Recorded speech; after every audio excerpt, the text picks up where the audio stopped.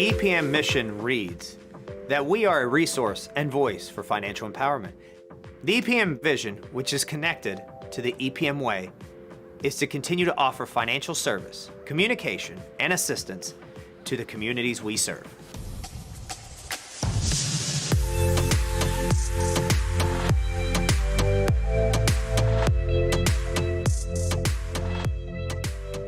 What makes us different is our loan officers.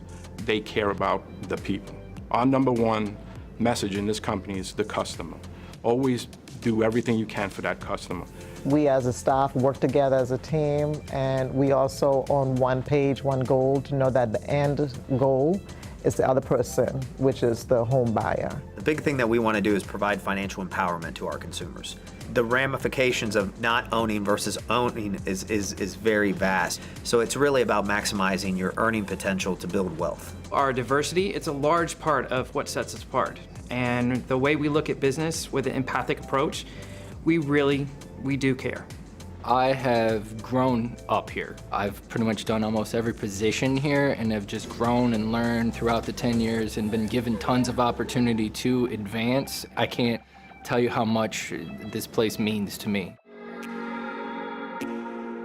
My favorite part of EPM is the relationships that we build. I mean, I see my coworkers more than I even see my family throughout the week. So it's important that we have that relationship with each other. I know that I'm going to work hard with my coworkers, but I also know that I'm going to be able to have a fun time with them. When you join EPM, it's like you're gaining a huge, giant family. The people here are just funny and amazing. The 23 Fundamentals, or the EPM Way, is our new culture plan. They are led by great communication, ethics, morals. All in all, they make us better. They make us EPM. The idea of work and home is truly been blurred. So when our culture plan was created, we wanted to transcend just being in the office. It's really about being a brotherhood, a sisterhood, but it's still all about one mission and one objective, is to make sure that we're not only leading to financial empowerment, but we're growing our communities, we're serving our communities, we're growing our individuals.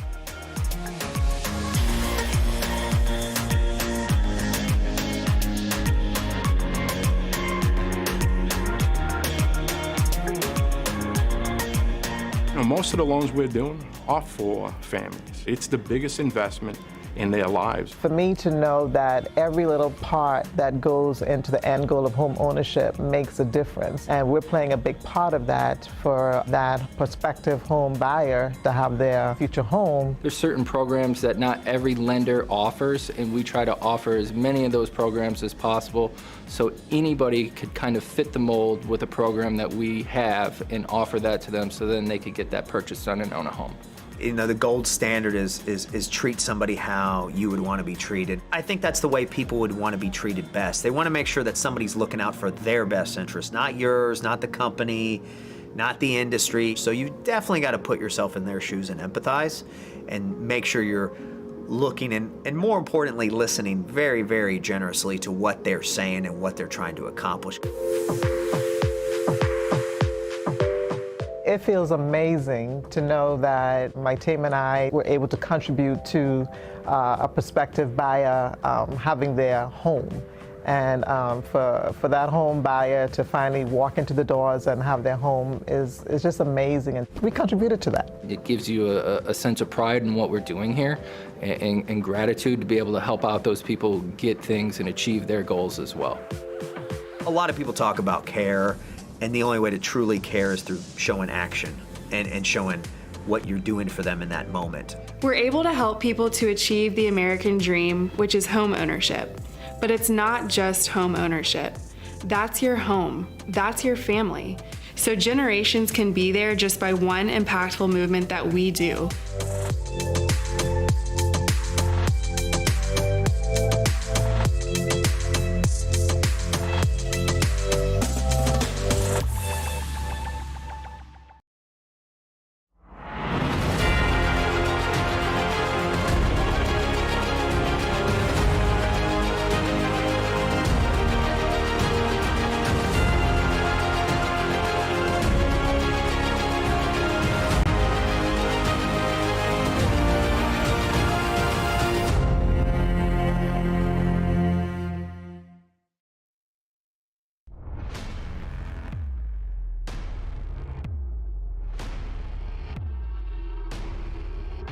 Live from iRacing's virtual Road America circuit at Elkhart Lake, Wisconsin, we say good evening, sim racing fans, and welcome to the eRacing Association's 2022 Equity Prime Mortgage Omega Cup Summer Bowl.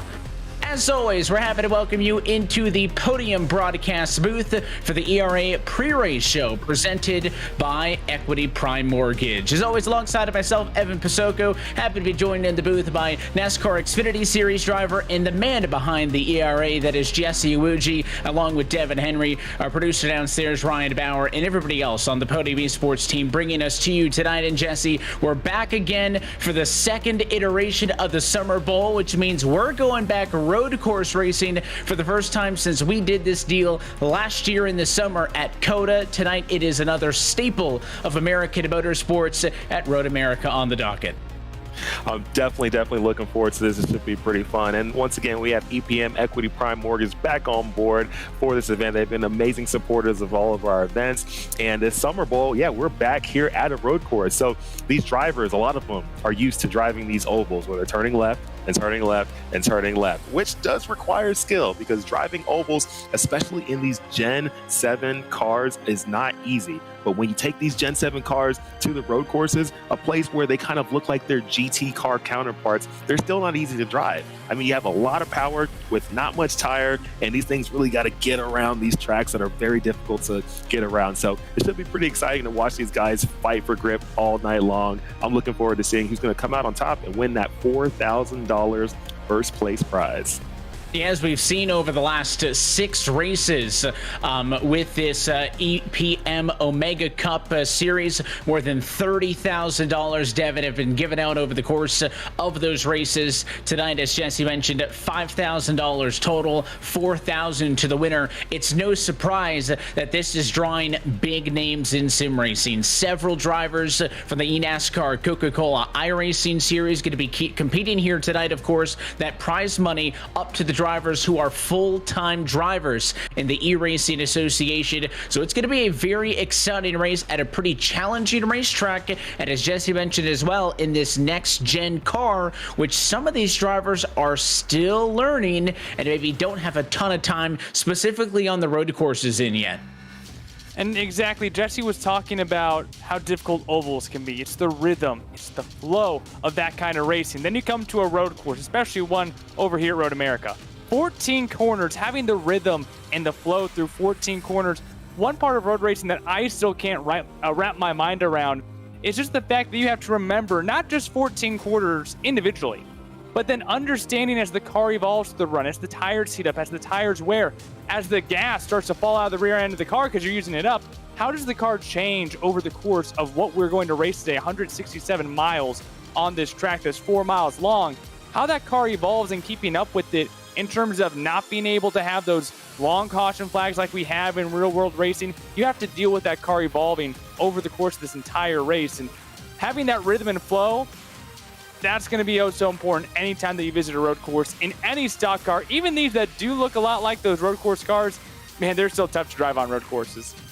Well, Jesse, I'll ask you this question as the resident expert amongst the three of us, right? We talk about the differences oval racing versus road course racing. A lot of the oval races we've seen with this series, a lot of those races are influenced by the flow of the race, right? Where the yellows fall in the strategy, how that affects who's got what tires when and where. It's unlikely that we'll see a caution flag in this race unless we have a big issue, right? So these drivers are going to be able to kind of plan out their strategy from the get-go. They're going to know, I'm going to try to pit at this time. They have a pretty good idea of what they're going to do fuel-wise, pit strategy-wise, which isn't necessarily true when you go oval racing. So as a driver, do you like that? Or does it make you, feel a little bit more pressure on yourself knowing that once we drop the green flag, it's really up to you?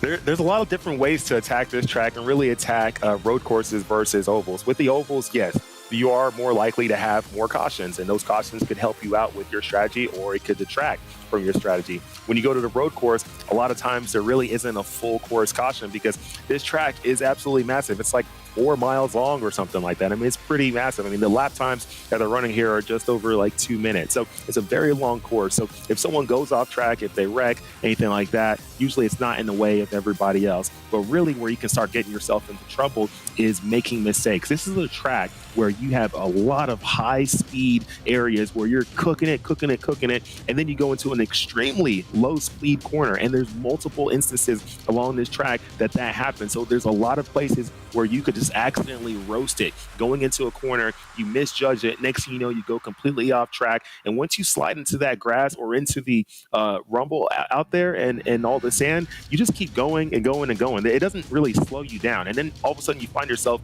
in a wall, in a tire barrier. So there's a lot of different ways you can get yourself in trouble, and there won't be any cautions to save you after that. You got to take yourself into the pits, fix the car, get new tires, do this and that. And next thing you know, you might put yourself out of contention from having a good finish. And so much of that is true at all of the road course races. And talking about some of the talent that's going to be in the field here this afternoon, last time out in February, it was Garrett Maines who took home the checkered flag at the virtual Daytona International Speedway on the high banks to claim the win in the Spring Bowl. He is here competing with us tonight at Road America, Jesse, and you are chatting with him.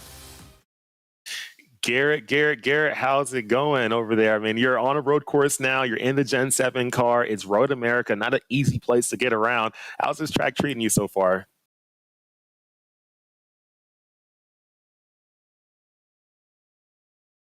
Sorry about that. Yeah, I feel like I've learned this track a lot in the last 2 months, so I feel really confident coming in here that I can compete for the podium. Hopefully they mix it up in front of me. I know Vicente and Bobby are actually nuts, so hopefully we'll be here to pick up the scraps and see what we can do.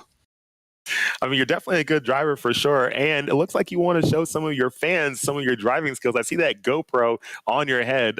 How does that help you with streaming, and what kind of view does it give the fans at home who get to watch you? Yeah, you get to see what I get to see. So I'm live on Twitch right now, Garrett Maines 1, and I've got a couple cameras, one on my face, one on my feet, and then obviously the GoPro on my head. So you get to see everything that goes on, and how much of a handful this is. So you say you have one on your feet, right? So on typical oval track, especially when you're going to 1.5 mile, 2 mile, or even, big super speedway, you're not really using the brake, maybe a little bit here and there for different things, but for the most part, you're just kind of on and off the throttle, right? But now you're going to a road course where you're braking, you're downshifting, you're upshifting, you're doing all that stuff. Tell us, for the folks who are going to be watching your feet, what kind of footwork is necessary to really get around this track? Oh, we're on the brakes hard tonight. There's a lot of sectors where we're almost maxing out the brake force. It's going to be really tricky. I don't know how the starts are going to be because I haven't practiced behind people when we're in dirty air trying to stop. It's a lot of shifting here. It's a lot of engine braking. You got to be really precise with all your points to keep up. But I think it's going to be who can be the most consistent. I feel like these tires peak after a few laps, so just keeping them keeping it on the track and keeping it under you. That's definitely true for sure. I mean, with these tires, they're a lot different than what the tires used to be for the Gen 6 car. You have a tire that looks and resembles a little bit more like what you see, on the streets or what you see in GT racing. Now, how do those feel compared to what we used to have in the old Gen 6 car? Yeah, I think this tire, it just holds up a lot better over a run. So you get away with, maybe a little bit of abuse at the start of the run, and then as long as you keep everything together, you have that pace, and it basically plateaus. You run flat times for the last, half of the run, versus the Gen 6. If you punished it early, you were being punished later on, and you would just continue to fall off very, very hard as the tires aged. That makes sense for sure. And all these drivers out here, everybody's learning this year as we phased in this new Gen 7 car. A lot of people taking these cars to these tracks that they've never been to and having to learn. So it's really cool to see you out there. And it's great to have you once again in this event. Let's see how you do out there. Love that you're in a Chevrolet. That's awesome. Kudos to you. And good luck out there. Have fun. I appreciate it. Thank you. Garrett Maines is going to be looking to become the second different multi-time race winner in the Equity Prime Mortgage Omega Cup Series. Trying to back up that win from Daytona, but he's going to have to get through the man who is starting on a pole position here tonight, Vicente Salas, at the number one time in qualifying, 2:10.024. That was 4/10, Jesse, up on the next closest driver. Wow, 4/10. I mean, it's so crazy to see how close they are. So, Vicente, you're on pole. You've won one of these, actually multiple of these events before. How does it feel to be on pole, starting here? In a Gen 7 car, Road America. You're being watched by a lot of people tonight. What's that feel for you? Oh, it feels awesome. I think it's definitely a good thing to start on the upper hand, but it's definitely going to be a good battle here between me, Bobby, Garrett, and Clamp. So I think it'll be a really fun race to watch. I bet it will be for sure. So how have you been feeling with this car, this new style, everything with this track? What's been your take on it? What have you been feeling? What's the differences between this Gen 7 now and the Gen 6? Oh, it's a completely different car. We can play with the master cylinders now. Brake bias is a little different. Throttle brake input's all different. So it's been a learning curve for sure, learning it for obviously the eNASCAR Coca-Cola iRacing series, and now jumping here to our first road course in which we go to Road America, I think, in like 2 or 3 races in that Coke series. So definitely going to be a good learning take here today, and just going to try and learn as much as I can. Now, you're pretty fortunate. You're starting on pole. So going into turn 1, which is definitely, a lot of speed getting carried into there and having to slow down. And hopefully, everybody does the same as well and gets through their clean. But, being out front obviously helps because you don't have to worry about people in front of you. So you can go through there as fast as you really want. But you do have people behind you who are trying to take that spot, and they might be willing to throw it in there. So what's your strategy, knowing that, hey, you have a whole team of people behind you, a gang of people behind you, really trying to get ahead of you and get through turn 1 better than you can? I think it's definitely going to be a game of cat and mouse. Bobby, Clamp, and Garrett are going to be pushing on me, and I mean probably the whole top 10. So it's definitely just going to be about keeping a balance of saving your tires and keeping your brakes happy versus going hard and trying to keep the lead. So maybe we'll see some position swapping, but ideally I'm going to try to hold the lead. So. Most definitely. And you've shown for sure in the last few races that you've ran with us that you're very capable of holding that lead. So I look forward to watching how lap 1, lap 2 goes and seeing how everything plays out, because this is a fun track to watch. A lot of things can happen. A lot of places where people can make mistakes. What's your strategy and what's your thoughts on, really trying to stay as consistent as possible so that, you, I guess, can minimize mistakes? Because here, once again, a lot of people can make mistakes here. Yes, I think, obviously we're going to have to really focus on keeping the rear tires on it. These stock cars at road courses with all the weight under them, they tend to absolutely burn the rears down. So we're going to have to watch our throttle, watch our brake. And, Bobby being an eNASCAR Coca-Cola winner at the road courses multiple times over the past few years, he's probably the best at it. We're one of the best. So I'm going to have it cut out for me here. So, I mean, if I don't end up winning, at least I learned something from him for the show in a couple weeks. But either way, it's going to be a fun one. Well, he might seem like the best, but hey, you're starting pole. I mean, that's something to show for. So we'll see how it goes. We'll see how it plays out. Looking forward to watching you race out there, and all the other drivers. Thank you so much for running this event, and good luck.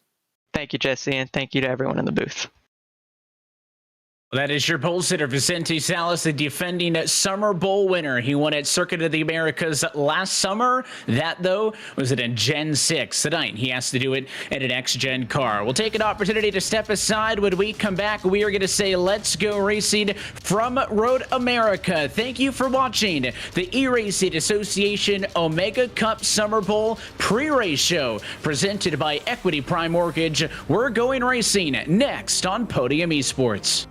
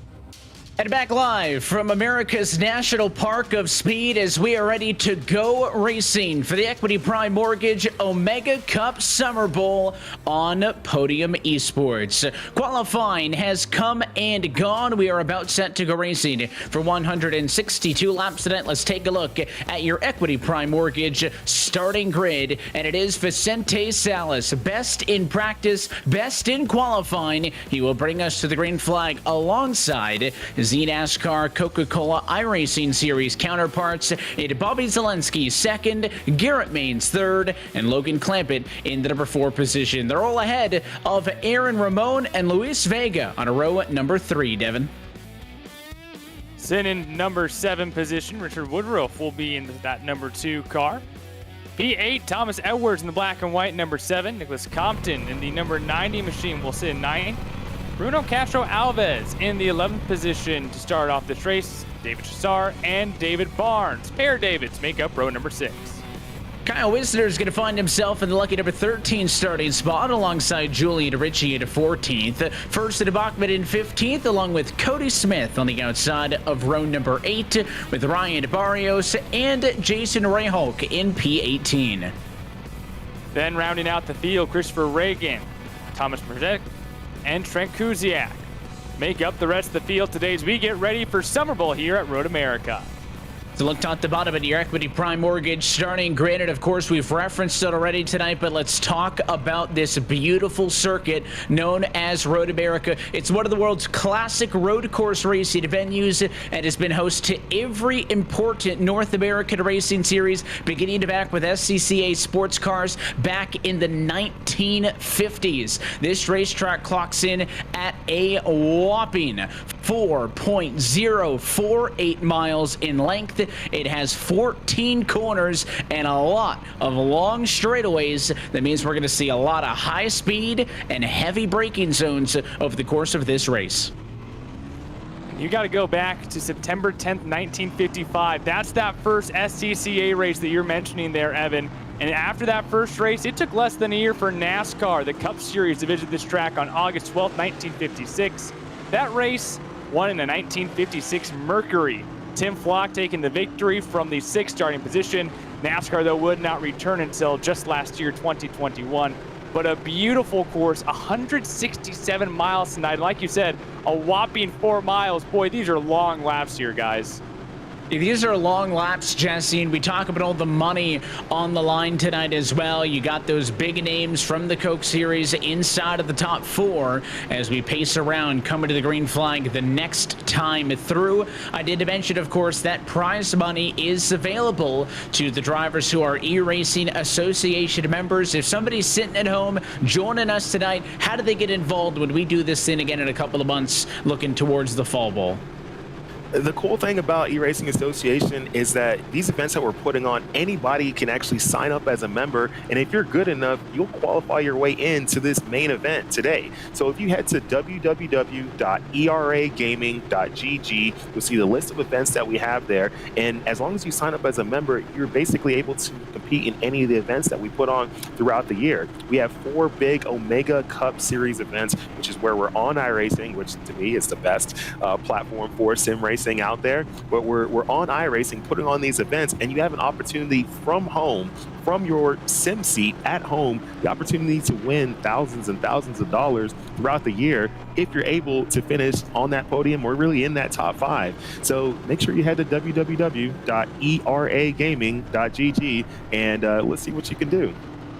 There's a look at one of the drivers who has a real good look at winning this one. Anytime Bobby Zelensky, Devin, is at a road course race, he is a heavy favorite, but again, has been bested tonight by Vicente in every aspect. Vicente was P1 in practice, P1 in qualifying, and is the defending road course race winner here with the eRacing Association Omega Cup. However, these drivers are also, I think, maybe using this as a little bit of practice. They both referenced it. The eNASCAR Coca-Cola iRacing Series going to be racing here on July 5th. That race, though, only going to be 25 laps. So let's not forget that 40 laps here is a significant long race. It's about 2/3 of the NASCAR Cup Series race distance that we'll see in about a month and change.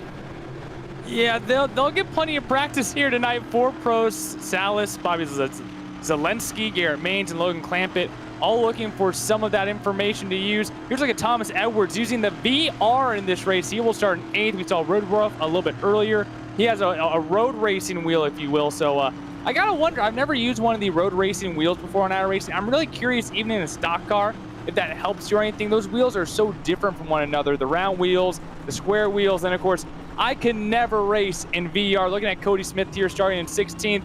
Guys, I couldn't do it. I would get sick. I would go rolling everywhere, and I'd be throwing up on my cockpit. Don't need any. It's not that bad, actually. It's not that bad. I actually use VR for training here at home myself with my own sim, and it is really not that bad. But I have had friends who have jumped in, and let's just say they didn't last too long with the VR. They get a little bit dizzy, a little bit of motion sickness. It gets a little wild for them, but we're getting pretty close to throwing that green flag right now. Things are about to get pretty heated. I'll say my favorite thing about those onboard looks is you talk about wheels, you talk about monitors versus VR. Everybody can set it up to the way they would like. The pace car is off it in, though. The field in the hands of the number 13 of Vicente Salas as we come over the hill and say, let's go racing at Road America. And they're off. Let's see what happens when they all go into turn 1. Is anybody going to try to outbrake the other? We'll find out. They're in their braking zone. They're braking, and everyone looks like they're getting through fairly clean right now.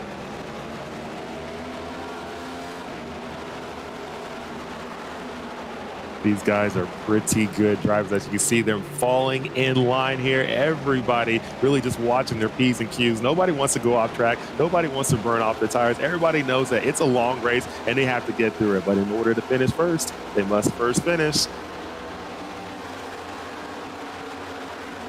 The high-speed parts of the racetrack right here. Zelensky looking to the inside, down the Moraine sweep into the left-hander turn number 5. No dice there, though. Vicente stays in front, and now they'll go up the hill under the Corvette bridge, left-hander turn number 6. Now, this is the slower part of the racetrack. They have a lot of corners coming up here. Right-hand kink, turn number 7, on board with Zelensky. Then they're going to go down, hurry downs to turn number 8, and then head into the carousel that leads to the back straightaway.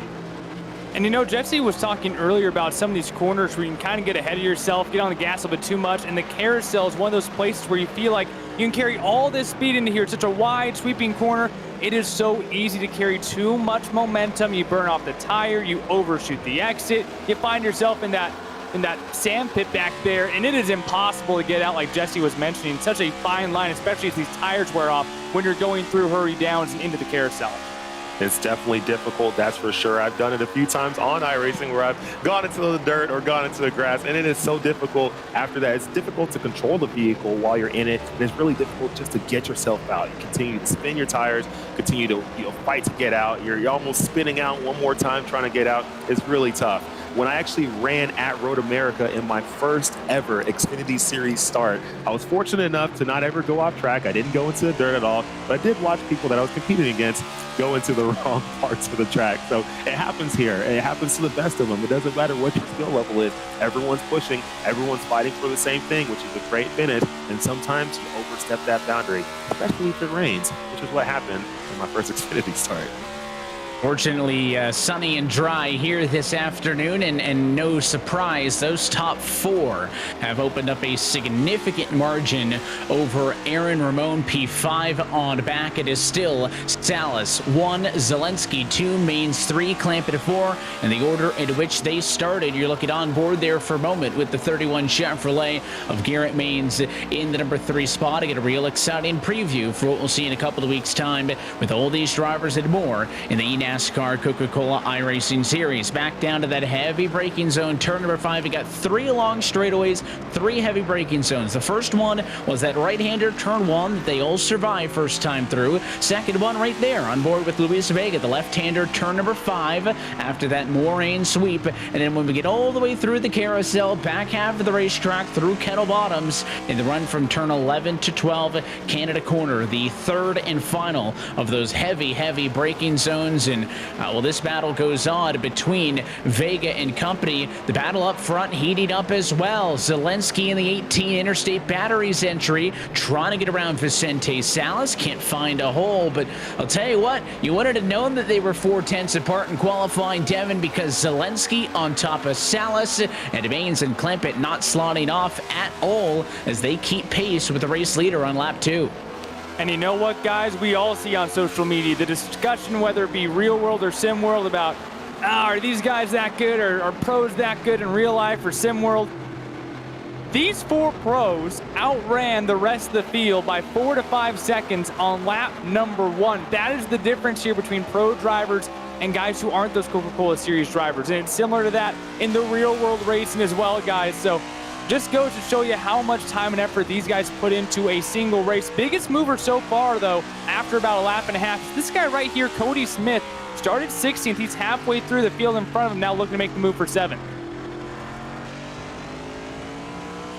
Wow, it's absolutely incredible watching these drivers fight through these corners. I mean, it's not easy at all to drive these vehicles. You know, a lot of people who maybe aren't in the sim racing world, you know, will watch this and maybe think, oh, it's just a video game. It's just like, you know, whatever arcade game that you play at, you know, Dave and Buster's or something like that. And it's just not. It's very difficult. Driving these vehicles on the sim in some ways can be more difficult than driving in real life, mainly because you don't really have that feel as far as feeling the actual vehicle, feeling it through your body, understanding where the grip is and where it's not. You're really having to do it based off of visual cues and also what you're feeling in the steering wheel if you have something that will give you good force feedback. But it's difficult to drive these things, especially on the sim, without that level of feedback that you get in the real life race car. And to watch these drivers out here competing, it's fun, it's cool to see how fast they are, how good they are, how precise they are. I even love watching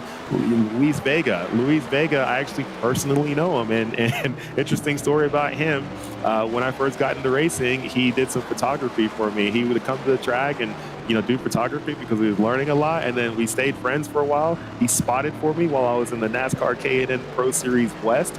He actually ran a couple Pro Series West races on road courses. For the first time ever, he had never driven a race car in his life, jumped into a K&N Pro Series West race and finished like 11th, I believe. So he's actually a good driver. So to see him here competing is awesome. And he's actually worked for me at my trucking company, was one of my truck drivers for a while, drives semi-trucks. So the guy's just a wheelman all the way around.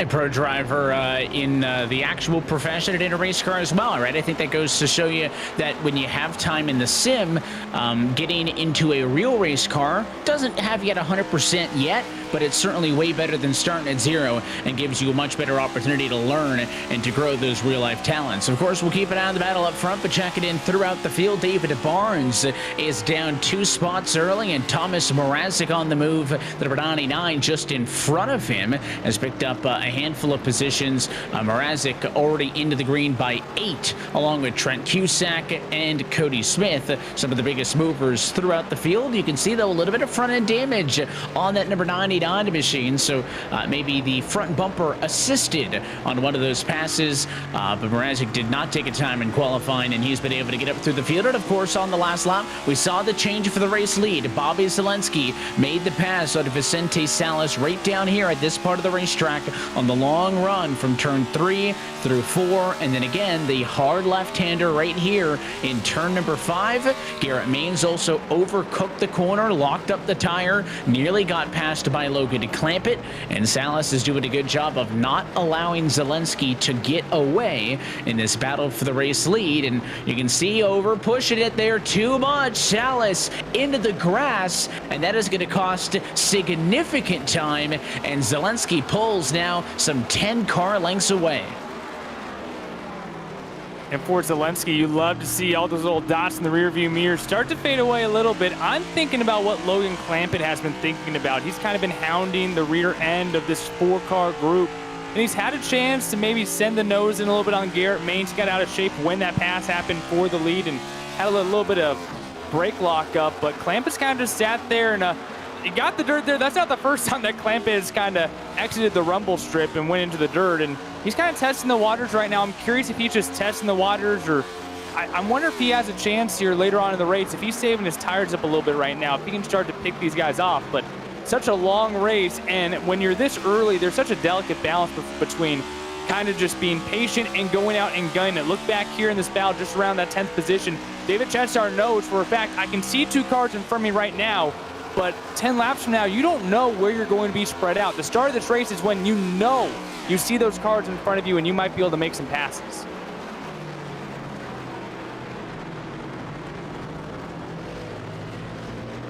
And you can see that 97 machine all over the back of Woodruff there through the back half of the racetrack. Left-hander turn 13, the Bill Mitchell bend. They almost get into each other. And at the 97, long way around. And turn number 14 is going to make the move. So David Chesar up to 9th position. Woodruff, you can see the onboard with him. You talk about the different kind of wheels that drivers here are using. He's using that open wheel formula style wheel, which, you know, some drivers who drive these stock cars full-time, if you will, on the sim, is RaceShock's going to go down and on the inside, so the 71 also get to pass Woodruff. But a lot of people who drive these stock cars full-time might find that strange. One thing they can't really do, Jesse, if you're driving a NASCAR Xfinity Series car here at Road America, you can't just pop off your wheel and put a formula rim on it, but that's what guys can do in the sim, right? We talk about how flexible the equipment is, and even the pros, like a Bobby Zelensky, very notorious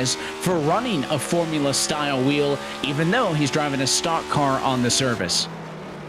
I always find it interesting when I see the different kind of wheels that people are using. Yeah, for me, I use a NASCAR style wheel here at home when I'm on my sim, and a lot of people do, or a lot of people use what came with their sim setup, which typically is a wheel that is maybe just a hair bit smaller than a stock car wheel. You know, maybe it's not the 15 or 14 inch wheel. You know, maybe it's 12 inch or 30, whatever it is. But yeah, when you use a formula style wheel, I've actually never really used one of those on a sim. So honestly, I think that would feel really interesting, depending on what type of steering ratio you're using. But if people can make it work, they make it work. I mean, everybody has their own style. Everybody has something that they're used to, something that they're comfortable with. At the end of the day, you're at home. You want to make yourself as comfortable as possible, because the more comfortable you feel in a race car, the better you're going to be, the more confidence you're going to have, the less nervous you're going to be, and you'll just be a lot more relaxed. And at the end of the day, in order to go fast, you got to be smooth. Slow is smooth, smooth is fast.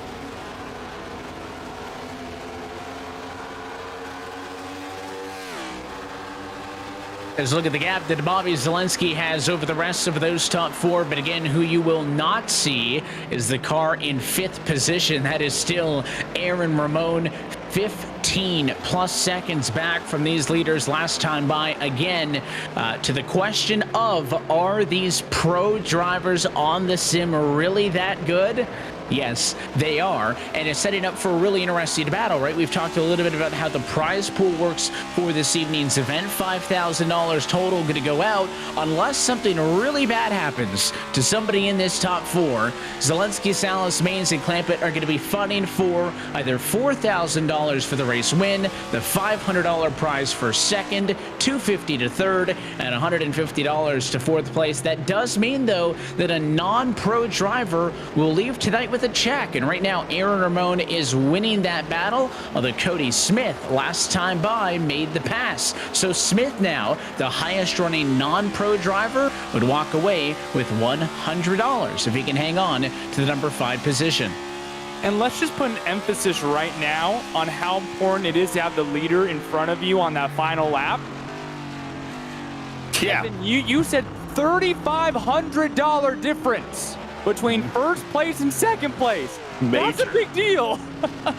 Major difference. So we've seen this before in plenty of Omega Cup Series events, sponsored by EPM, Equity Prime Mortgage. We've seen a lot of this where, yeah, when you're in first, just because you're P1, especially on the last lap, doesn't mean, oh, all is well, I'm P1, I'm going to win. We've seen it time and time again. Actually, at the Spring Bowl, where being P1 just didn't matter going into the final lap. So it's almost better to be P2 or even P3, especially if you have somebody right there on your sides, because you never know what's going to happen. You never know what people are going to do or what risk they're going to take to try to take that position.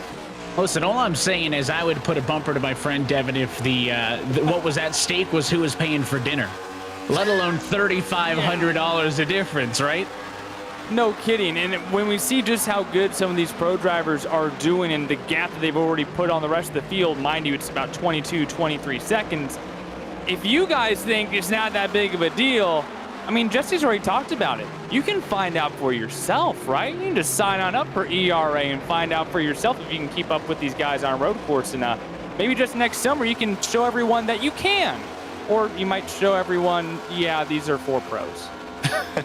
You can show everybody that you can, but you don't even have to wait till next summer. I mean, our next event that we're going to have is actually going to be this September, and we'll be going back to the oval track. So if you think, hey, you know what, hey, road courses aren't for you, if you're not that good at road courses, if you really think you're not going to stand a chance, well, guess what? We'll be going back to the ovals in September, and it's going to get pretty rowdy. So if you think you can drive on an oval track, if you think, hey, it's all it is just turning left and you can beat these guys, you can beat any of these pro guys, or you can beat any of the guys who aren't pros, because just because these guys are pros does not mean that they're going to win the race.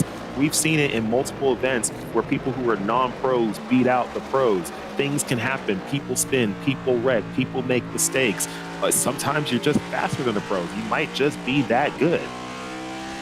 And I will say that there's a reason why I'm up here, Devin, alongside you, because I'm not willing to find out how many dozens of seconds per lap slower I am than guys like Vicente Salas, who again started this race in first position, but has settled into second after Bobby Zielinski made the move on him. That is Zielinski up the road as they come back down through Canada Corner. Salas has made up for a little bit of the time that he lost, but again, really the only reason that gap exists is because he went off track back on lap number 4 through turn number 6, got the right side tires into the grass, and he just had to get so much out of the throttle to be able to do so. That makes this racetrack very different than what we saw at COTA, right? COTA enforces those track limits with penalties. Even if you miss the corner, go over the curbs, it's still all paved. So you might get a slowdown penalty. Most instances you'll simply get an incident point hit, which if that's being enforced, that could add up over the course of the night. The way that this track, Jesse, polices itself is very different than COTA. As we jump back on board here with Jason Rajok in the battle for 9th, 8th, and 7th. He's looking up the road and is trying to get around right now in a side-by-side fight with David Shazar on the inside, and the 97 gets the advantage. Here, there aren't paved runoffs. It's either grass or gravel, and neither of those are good for you. So do you almost have to treat it like a street circuit, right? I mean, a street circuit, the point is, if you miss a corner, you're into the wall. Here you miss a corner, you're in the grass, right? You're losing a ton of time. You don't have a margin for error at a racetrack like this than, say, we did at COTA last summer. Oh, and a spin! Oh, Cesar wow! misses it. He's not the only one, though. Compton also around. So 2 spins into turn number 1, and after a quiet start, 2 drivers off track. We're going to see this starting to happen here about now. There's going to be drivers making mistakes because now that these drivers, their tires are falling off, you got to remember, a lot of people are really amped up going into this event. Everybody wants to be the fastest. Everyone wants to be the best. Everyone wants to go home. Actually, they're all at home right now. They want to stay home with some money, and they probably burnt up their stuff early if they didn't really understand how long this race is going to be. So we're going to start seeing mistakes happen. And like you said, yes, you're basically on paved road, and then all of a sudden it's grass or dirt, and that grass or dirt is not very forgiving. I mean, it doesn't really tear up these race cars on the sim that bad, from at least what I know. But once you get on there, you have absolutely no grip. That grass is like basically driving on ice. You might as well just be on ice. So you really have to keep it on the paved surface. And I know it looks like there is space on the track, but when you're driving on there, there really isn't that much space. You can't even really go 3 wide there safely. I mean, if you tried, somebody's going to get the wrong part of the stick. So it's difficult to drive at this track. Once again, like I mentioned, you'll have a lot of corners where you're carrying a lot of speed into them, but you really have to slow down a lot to be able to get through them. It's just not easy at all, but it's really nice kind of watching these different battles happen all throughout the field. The battles aren't just happening from 1st through 4th or 1st through 5th. There's battles at 10th. There's battles at 15th. You see someone locking up their tires going in. You're going to see that happen a lot. There's so much happening all through the track. And did you guys see when that car spun around how heavily the front brake rotors were glowing? And this is iRacing. The way that looked is similar to what you might see in real life. And this here is a fixed setup. It's a custom setup, but everyone's running the same thing underneath these cars.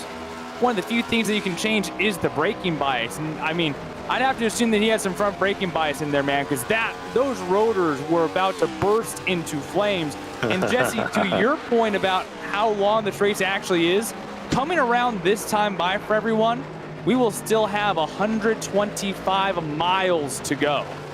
Yeah. It's a lot of mileage to go, especially on a road course like this where you're doing a lot of heavy braking. And I'm not sure if brakes explode on iRacing. I've never seen them, but that could happen in real life. But yeah, you can adjust your brake bias, and that's something that some of these drivers do who know what they're doing with it. When I come to the road courses on iRacing, what I typically like to do is I dial the brake bias back. So for the viewers at home who are wondering, what the heck is Jesse talking about? What are these commentators talking about brake bias and this and that? You know, isn't it like a street car? Like, what do you mean? You just hit the brakes, right? No, it's a lot different.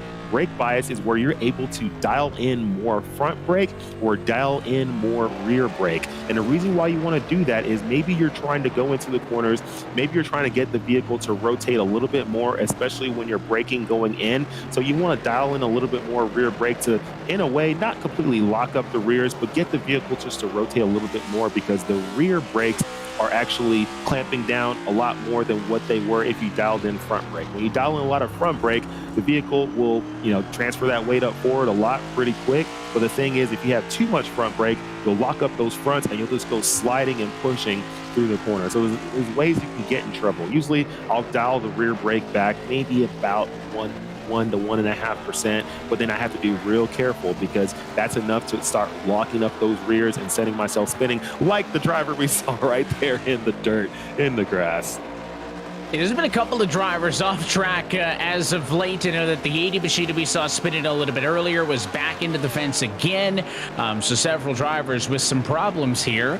These tight racetrack restrictions certainly biting a couple of drivers. We are quarter distance, though, this time by. And after Vicente Salas led the opening two, it has been Bobby Zelensky since then. So we'll take a moment to step aside, but we'll keep things side by side so you don't miss a moment of the action. Zelensky leads. You're watching the Equity Prime Mortgage Omega Cup Summerbowl from Road America on Podium Esports.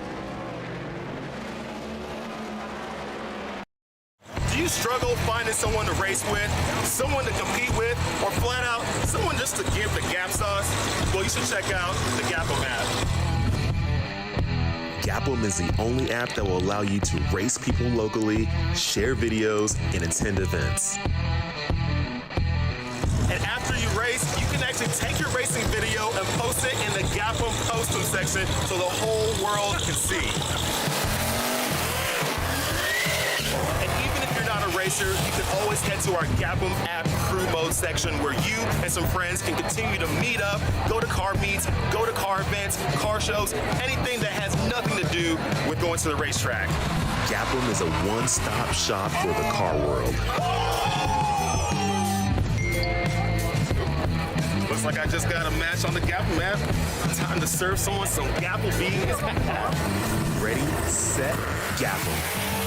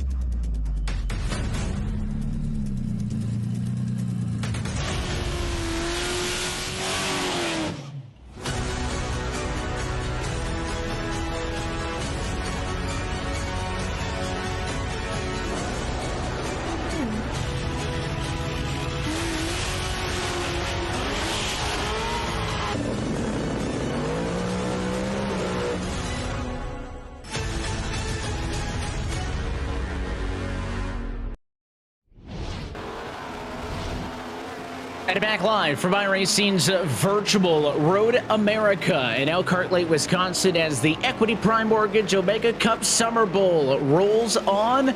Past quarter distance so far, it is eNASCAR Coca-Cola iRacing Series driver Bobby Zelensky still in the lead. I want to bring you back into the Podium Esports broadcast booth, though, alongside myself, Evan Pisoko, joined by Jesse Wuji, David Henry, and our producer downstairs, Ryan Bauer. And we've been watching a lot of drivers work their way through the field, and we've talked a lot about how this top four, Jesse, have been able to pull away, but some of the most exciting stuff right here in the midfield, where those intervals are a lot closer, and somebody who has had quite a night tonight so far, Kyle Wisner, he's dropped a couple of positions, picked them back up, and has been engaged in a lot of fights so far this afternoon, and I know that you've got quite a connection to the driver of the 42.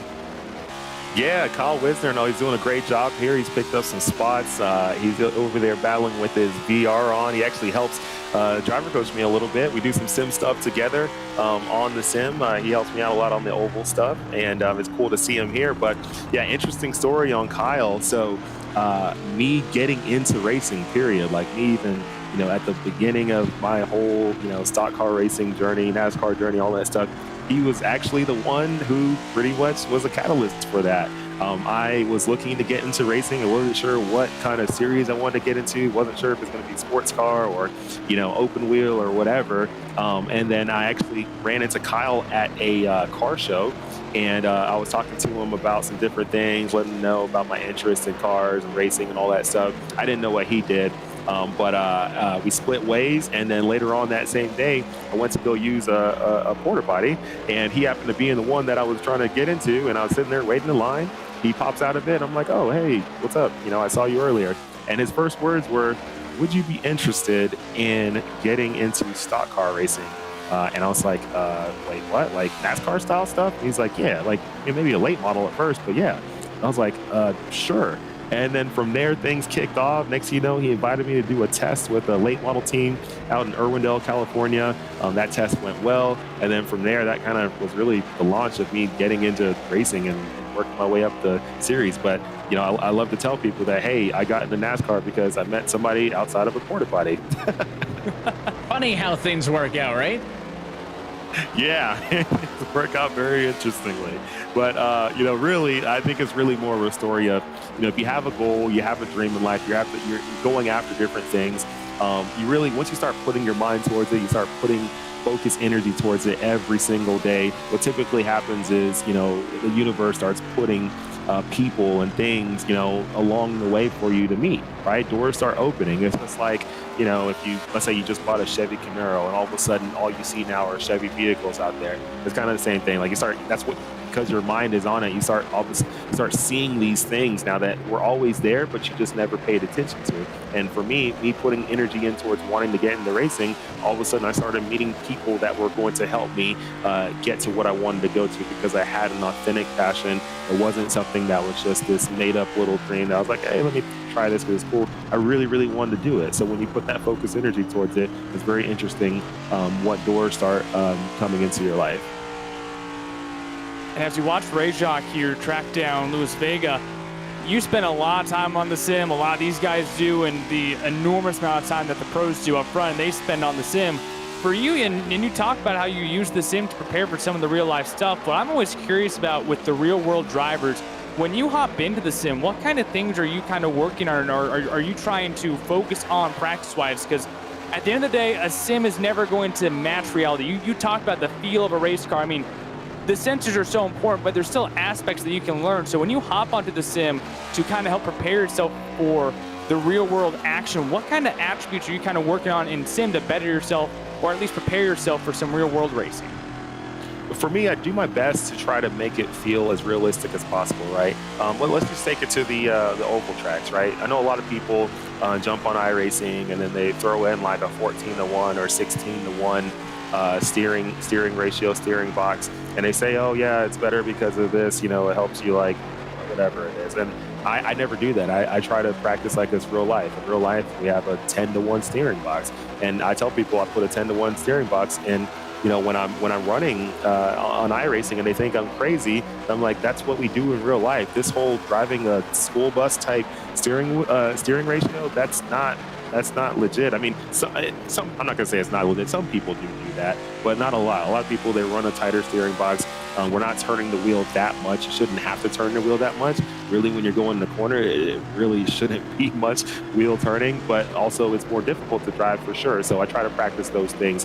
You know, my brake pressures, I try to adjust my pedals on my sim so that I have to apply a lot of brake pressure. If I'm feeling a little bit sore in my left quadricep, you know, from running a road course on the sim after doing a sim session, then that means that I got enough brake pressure on there. So I'm doing things like that. And I'm also just practicing realistic things. There's ways to kind of game things on here where you're doing things that you might not be able to do that in real life. So I try not to do those things because that's practicing bad habits. And if you practice those bad habits, you'll start eventually doing those bad habits, which won't translate to real life. So if you practice like it's real life, you won't necessarily be the fastest one on the sim, but you'll be pretty quick, you'll be pretty decent, you'll be able to go out there and race, and you'll be doing all the right things to practice the right muscle memory so that when you get to the real track in real life, you feel like you've done it before.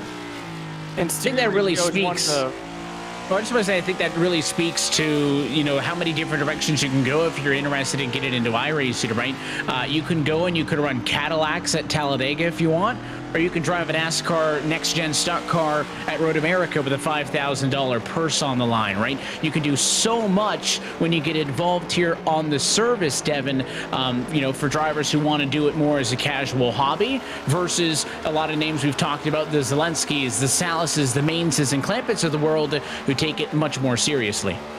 And for those casual guys, Jesse alluding to the steering ratio aspect of what you guys do, that's one of the few things that you can change on a fixed setup that a lot of people run on iRacing. Can you kind of explain to the audience what that steering ratio is and how it affects the car and how you drive it? Yeah, so for steering ratios, what that does is really affects, you know, when you turn the wheel, how much you have to actually turn the wheel for the vehicle to actually turn. So the higher the steering ratio is, that means you'll have to use more wheel for the vehicle to turn, and it'll feel more like a street car. So for example, let's look at like a old school 1970s or 80s Cadillac, right? You know, those things are, you know, I mean, you got to use a lot of wheel to get that thing to turn. It almost feels like a school bus in a way, right? Whereas you look at maybe a Corvette, you know, maybe a C8 Corvette, the steering ratio is a lot smaller, so you don't have to use as much wheel for the vehicle to turn. So that's really kind of how you can compare it to what people feel on the streets. I like a tighter steering ratio. I like the smaller number. When I'm on a road course, I actually do the 8-to-1. When I'm on the ovals, if I'm on a short track, I do 8-to-1. If I'm on an intermediate track, which is 1.5 miles, I do a 10-to-1. If I'm on a super speedway, I'll typically do a 12-to-1. Typically don't go higher than that. I just don't like having to use a lot of wheel to turn it. It's just not what we do. And of course, all the tracks, the cars on the service, laser scanned to 1/4 inch accuracy. And again, it's not a substitute for being behind the wheel of a real life race car, but we've seen plenty of examples of this on the sim to reality ladder, where people get involved in this at a young age, and they can transition that into an opportunity to maybe get into a stock car a little bit in their higher teen years and know what they're doing before getting into it and get a little bit of a head start. You saw a couple of drivers getting out of the way there for your top four. Barrios was one of them. The other may have been Castro Alves. They were simply yielding to the race leaders, and there has been a bit of a shakeup in the order in which they run. It's still Zelensky, Salas, Mains, 1, 2, 3. The driver who you don't see right now is Logan Clampett. Well, Clampett had a big issue on lap number 12 of this race. He lost 6+ seconds on that lap alone after he got loose trying to pass a lapped car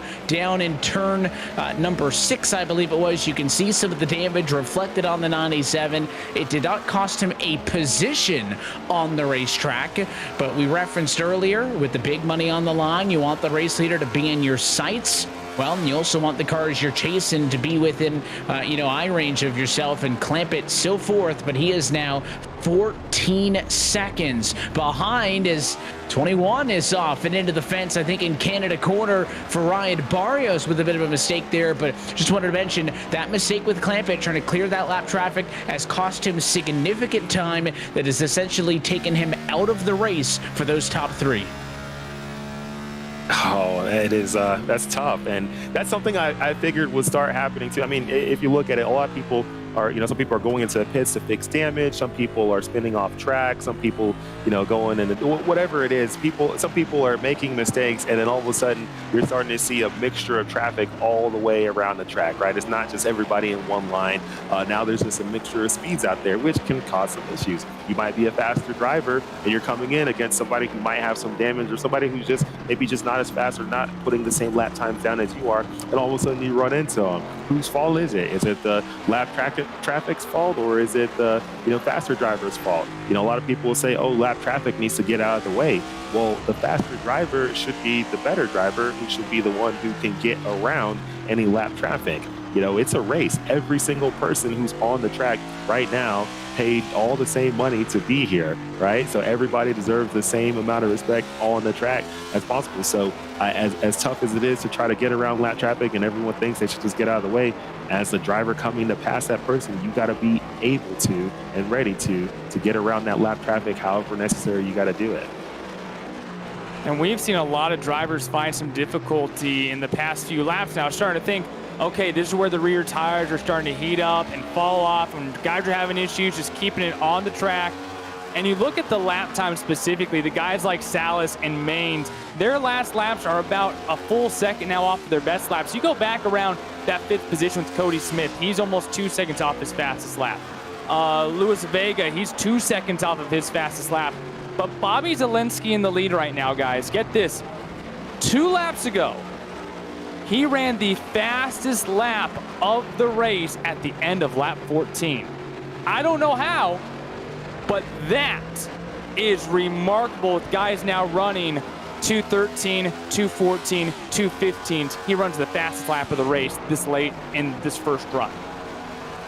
I think that's his X factor, and it's even more impressive because when we were talking with Vicente Salas a little bit earlier in the broadcast, he said tires are going to be tricky because they peak pretty soon, right? And you kind of got to manage them over the course of the run. So for Bobby Zalenski to still be in that lowest bracket is super impressive, right? I mean, you got the top 3 last time put down 2-minute, 12-second lap times. The lap before that, Zalenski was a second quicker, I should say, than Salas was, and that's how all of a sudden he's cracked this thing wide open. You might not be able to tell it, but these are tricky moments for Bobby Zalenski. There's lap traffic and Fairstead Bachman up the road. The number 86 car going to yield to the left-hand side. He will let your race leader go on through. He also had to get around that 42 Kyle Wisner and other drivers. So anytime your race leaders are trying to work through somebody, that is always a point of contention. But Bobby Zalenski has opened up a 5-second advantage over the next closest car, and really some of the best battles on track back in traffic. I know Maines is only about a second off of Salas at a battle for second and third. Julian Ricci and Christopher Reagan in 12th and 13th, not that far apart. Same with Fairstead Bachman and David Chazar, 16th and 17th. So you can pick out battles here and there, and here's the onboard perspective from Julian Ricci as he tries to get up there, Jesse, but a little bit too wide that time. Turn 14, left side tires in the grass, and it opens up the door for Reagan to pull away a little bit. There are so many parts of this track where you can pass. That's a cool thing about it. It's not like, there's other road courses out there, other tracks where it's very difficult to pass. Whereas here, there's just so many different corners where you can really dive underneath someone. And if you can hang on to it, he almost got out of shape out of there. If you can hang on to it, you can make the pass. Sometimes you can bully people out of the corner because of all these, high speeds and some very slow corners. You can bully people. You can almost treat it like a short track in a way where you can give them a little shove, give them a little bump, get underneath them, door them, whatever it is. Even though people probably won't like that, there's different ways to get around people on this track here at Road America. And Jesse, you know this in the real world, and it's the same in the sim world. One of the most underrated aspects of any race car driver is the adaptability. We talked about earlier before the race started, just the fact how much these cars are going to change and evolve throughout the course of a run, whether it be tire wear, the car getting lighter because of fuel load, the track getting hotter, racing in different circumstances. The ability to adapt to the circumstances in which the car puts you in over the course of a long race like this that's 14 corners and 4 miles long, that's where the best shine the brightest, is when you're able to have that adaptability and fix up the car. And you see, that was just such a small margin of error hitting it into the grass, and that's how easy it is to make everything go awry. Yeah.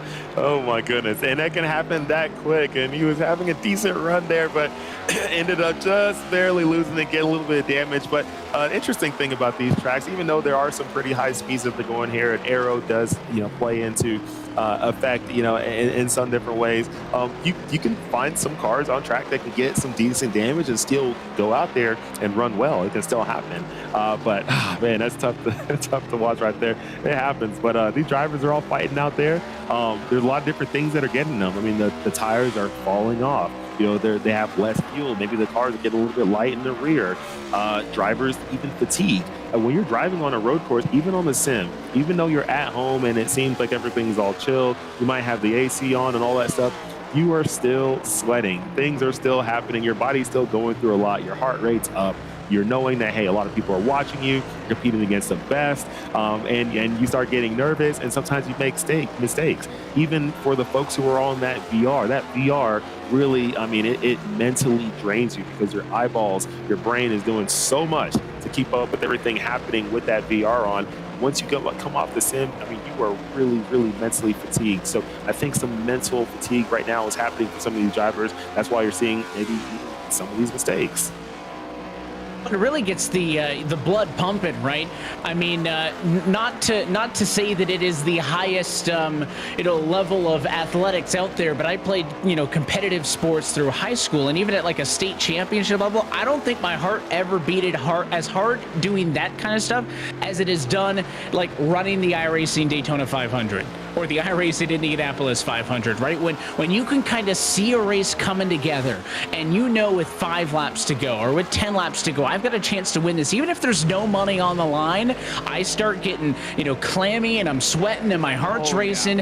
And pro drivers as well will tell you the same thing. When they're racing for $300,000 in the Coke Series, for a $4,000 one-night payout in this Equity Prime Mortgage Omega Cup Summerbowl, you feel it. And they might look calm when we check in on some of these onboard looks, but you feel it. When you're racing side by side with somebody with the elbows up, you are sweating, and I don't think that's something that is exclusive to the pro drivers. I don't think it's exclusive to the casual sim racer. I mean, Vicente's looking pretty calm right now, but I bet you he's sweating. These guys also, Jesse, you alluded to it earlier, that I'm really used to using the left foot a ton, right? Yeah, we're racing here at Road America in the Coke Series in a couple of weeks, but they don't do it on a week-by-week basis. There is also a level of stamina that is involved in sim racing, and somebody who hasn't done it and doesn't know it might scoff at that, right? Like stamina for playing a video game, right? But when you got some of these setups where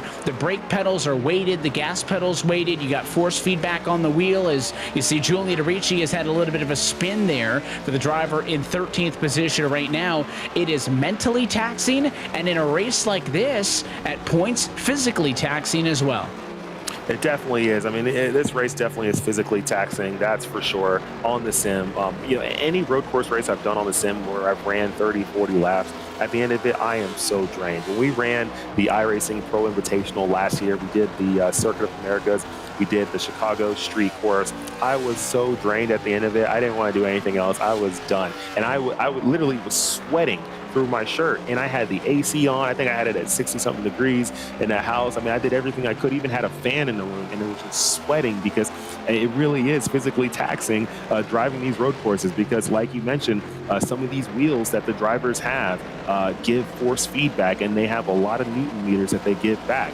These drivers aren't holding PlayStation or Xbox controllers or anything like that. They're all using steering wheels that give some of these drivers giving the same force feedback that a real vehicle would use.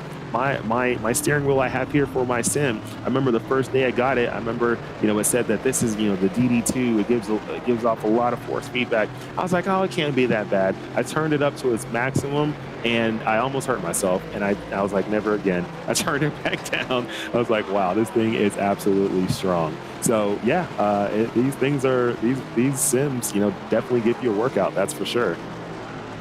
And Jesse, you might be able to attest to this, or maybe I'm just stupid. It could be either one of the two.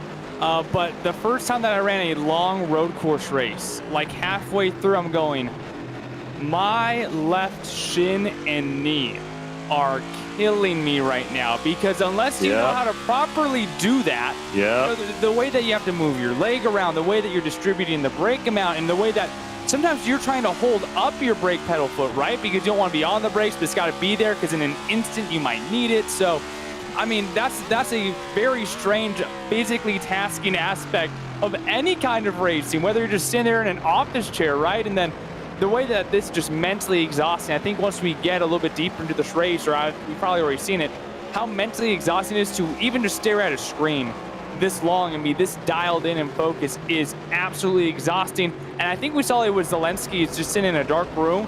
Man, my eyes would be killing me by this point if I was in a dark room. And hey, we're coming in for pit stops, guys.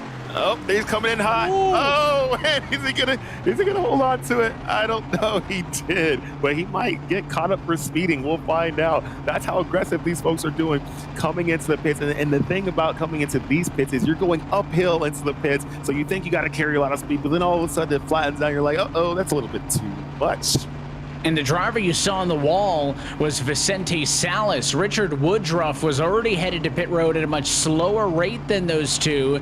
And Vicente tried to pass him, made contact with Woodruff and the outside wall.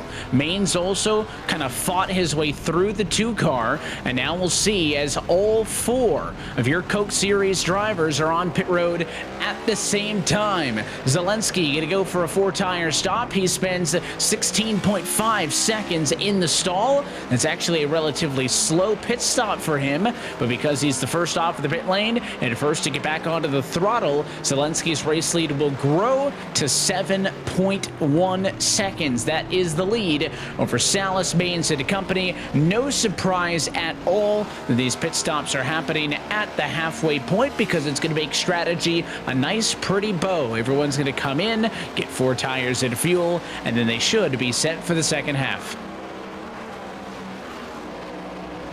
So much action. So much action happening on the pit road, and just watching these drivers go in there fighting for it. So many things can happen. That's what he said. Even though those Coke Series drivers were up ahead, fighting for the lead, and they were way ahead of everybody, there's so many opportunities for other things to happen that could potentially mess up their race, whether it's them or other people. And we saw that firsthand. And how about this, man? Garrett Maines is absolutely pestering Vicente Salas right now. And the fact that these two are still this close as Maines kind of sends it in there. I mean, we're about 80 miles in, a little over 80 to go still, and these guys are this close on the track still is remarkable.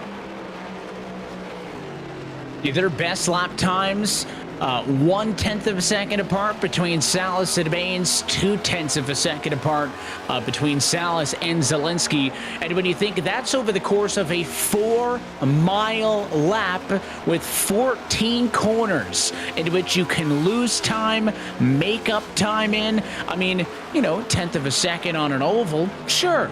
But 1/10 of a second a lap on a road course this big, where there are so many different ways to lose time, to gain time, goes to show you how even these drivers are. And of course, you mentioned the fixed setup as well, I think being a big factor in all of that the difference is coming down to 110% the driver.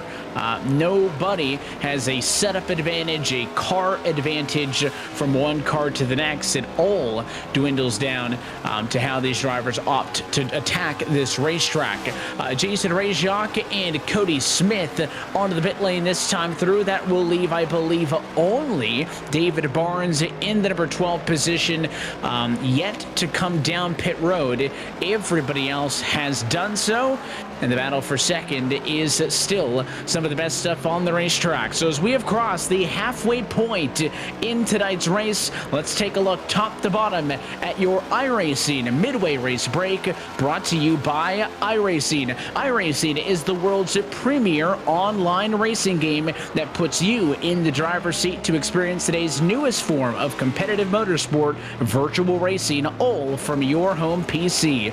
Race virtually in Australian supercars, IndyCar, IMSA, NASCAR, the World of Outlaws, and more. As we work lap number 22, Bobby Zalenski has defended the race lead. He has led the last 19 laps consecutively and has a 7.2 second lead over pole sitter and current second place runner Vicente Salas. Garrett Maines in the number 3 spot, still trying to get around Salas, unable to do so, with a significant advantage over Logan Clampett, who had an off track earlier in this race that took himself out of that quartet battle that is now a 3-way fight for the race win. Aaron Ramon behind both of them in the number 5 position, exactly where he started. So is Luis Vega. Started this race in position number 6 and runs in P6 at the moment. But then you start to talk about your big movers. We've talked about Jason Arejak a lot tonight, just completing pit service. That last lap started in 18th and is tied for the most positions gained at plus 11. Here's your on-board look with the Chase Elliott fan. And listen, if you're a fan of the 9 car, you got to be a fan of these road course races. Chase Elliott, one of the best at it, currently in the NASCAR Cup Series, and Arejak good up to P7. He's ahead of Cody Smith, who is an impressive plus 8 in his own right to get to the number 8 position, along with Weisner and Cusack inside of the top 10. But contact, I hear, in the battle for second, and it sounds like Vicente Salas got into Maines. There it is on the replay. Now that was the first bit. Here's the second bit that finished it. Wow. We all knew it could happen with this battle being so tight. And look how hard it is to get out of that dirt, get out of the sand, get out of the grass. It all started in Canada Corner when Vicente Salas made a mistake. He got loose. It opened up the door for Garrett Maines, and Garrett Maines moved to 13 out of the way for second. Clearly, Vicente took exception to that, took an aggressive entry to the inside in 14 to counter, and just lost that race car, spun both of those cars off track, and that now means that major issues for Salas, Maines, and Clampett have taken those 3 out of the battle against Zalenski. And all of a sudden, Jesse, what you mentioned earlier, to finish first, you first must finish, and Zalenski has been clean. His 3 Coke Series counterparts can't say the same, and maybe that has been the difference through the first half. Yeah, that is for sure. And that's what it is. In order to finish first, you must first finish. You got to stay consistent. You can't make any mistakes. And you got to keep people off you, and you got to stay off of other people. But they were battling. I mean, everybody wants to win this race, and they're willing to do whatever is necessary. There's some things that you can get away with. At the end of the day, racing in NASCAR, racing these stock cars, it is a contact sport. It's not like the open wheel stuff where if you touch, all of a sudden your race is completely over. In these cars, you can touch, you can rub, you can bump, you can do all those different things. You can truly fight it out and duke it out on the track, and that's what we were seeing. But sometimes it's just a little too much, and next thing you know, you find yourself and maybe even the other driver or even more drivers off the track. And I guess we should finish up that iRacing Midway Race Break after drama broke things up in the middle. I talked about the top 10. Another driver a lap down is Richard Woodruff at 11th position. Also a lap down, David Barnes in 12th. A couple of drivers -2. That includes Thomas Mrazek, 13th. Julian Ricci, 14th. And Ferguson Bachman in the number 15 spot. Bruno Castro-Alves is 5 laps down in 16th. Christopher Reagan and Ryan Barrios are -7 laps. They're both scored 17th and 18th, with David Chazar, Nicholas Compton, and Thomas Edwards already back and in the garage as your race leaders are working lap number 24. That's looked top to bottom at your iRacing Midway Race Break, with over 170,000 drivers on the service and more than 90 laser scanned cars and tracks to choose from. iRacing is your portal to the racing world. Get on track today and start your sim racing career career by visiting iRacing.com for more information. So all of a sudden, this race looks very different, Devin, than what it did a little bit ago, and there's still plenty to fight for, right? Garrett Maines is only 3 seconds and change back from Salas in a battle for second, but again, mistakes from Salas, Maines, Clampett.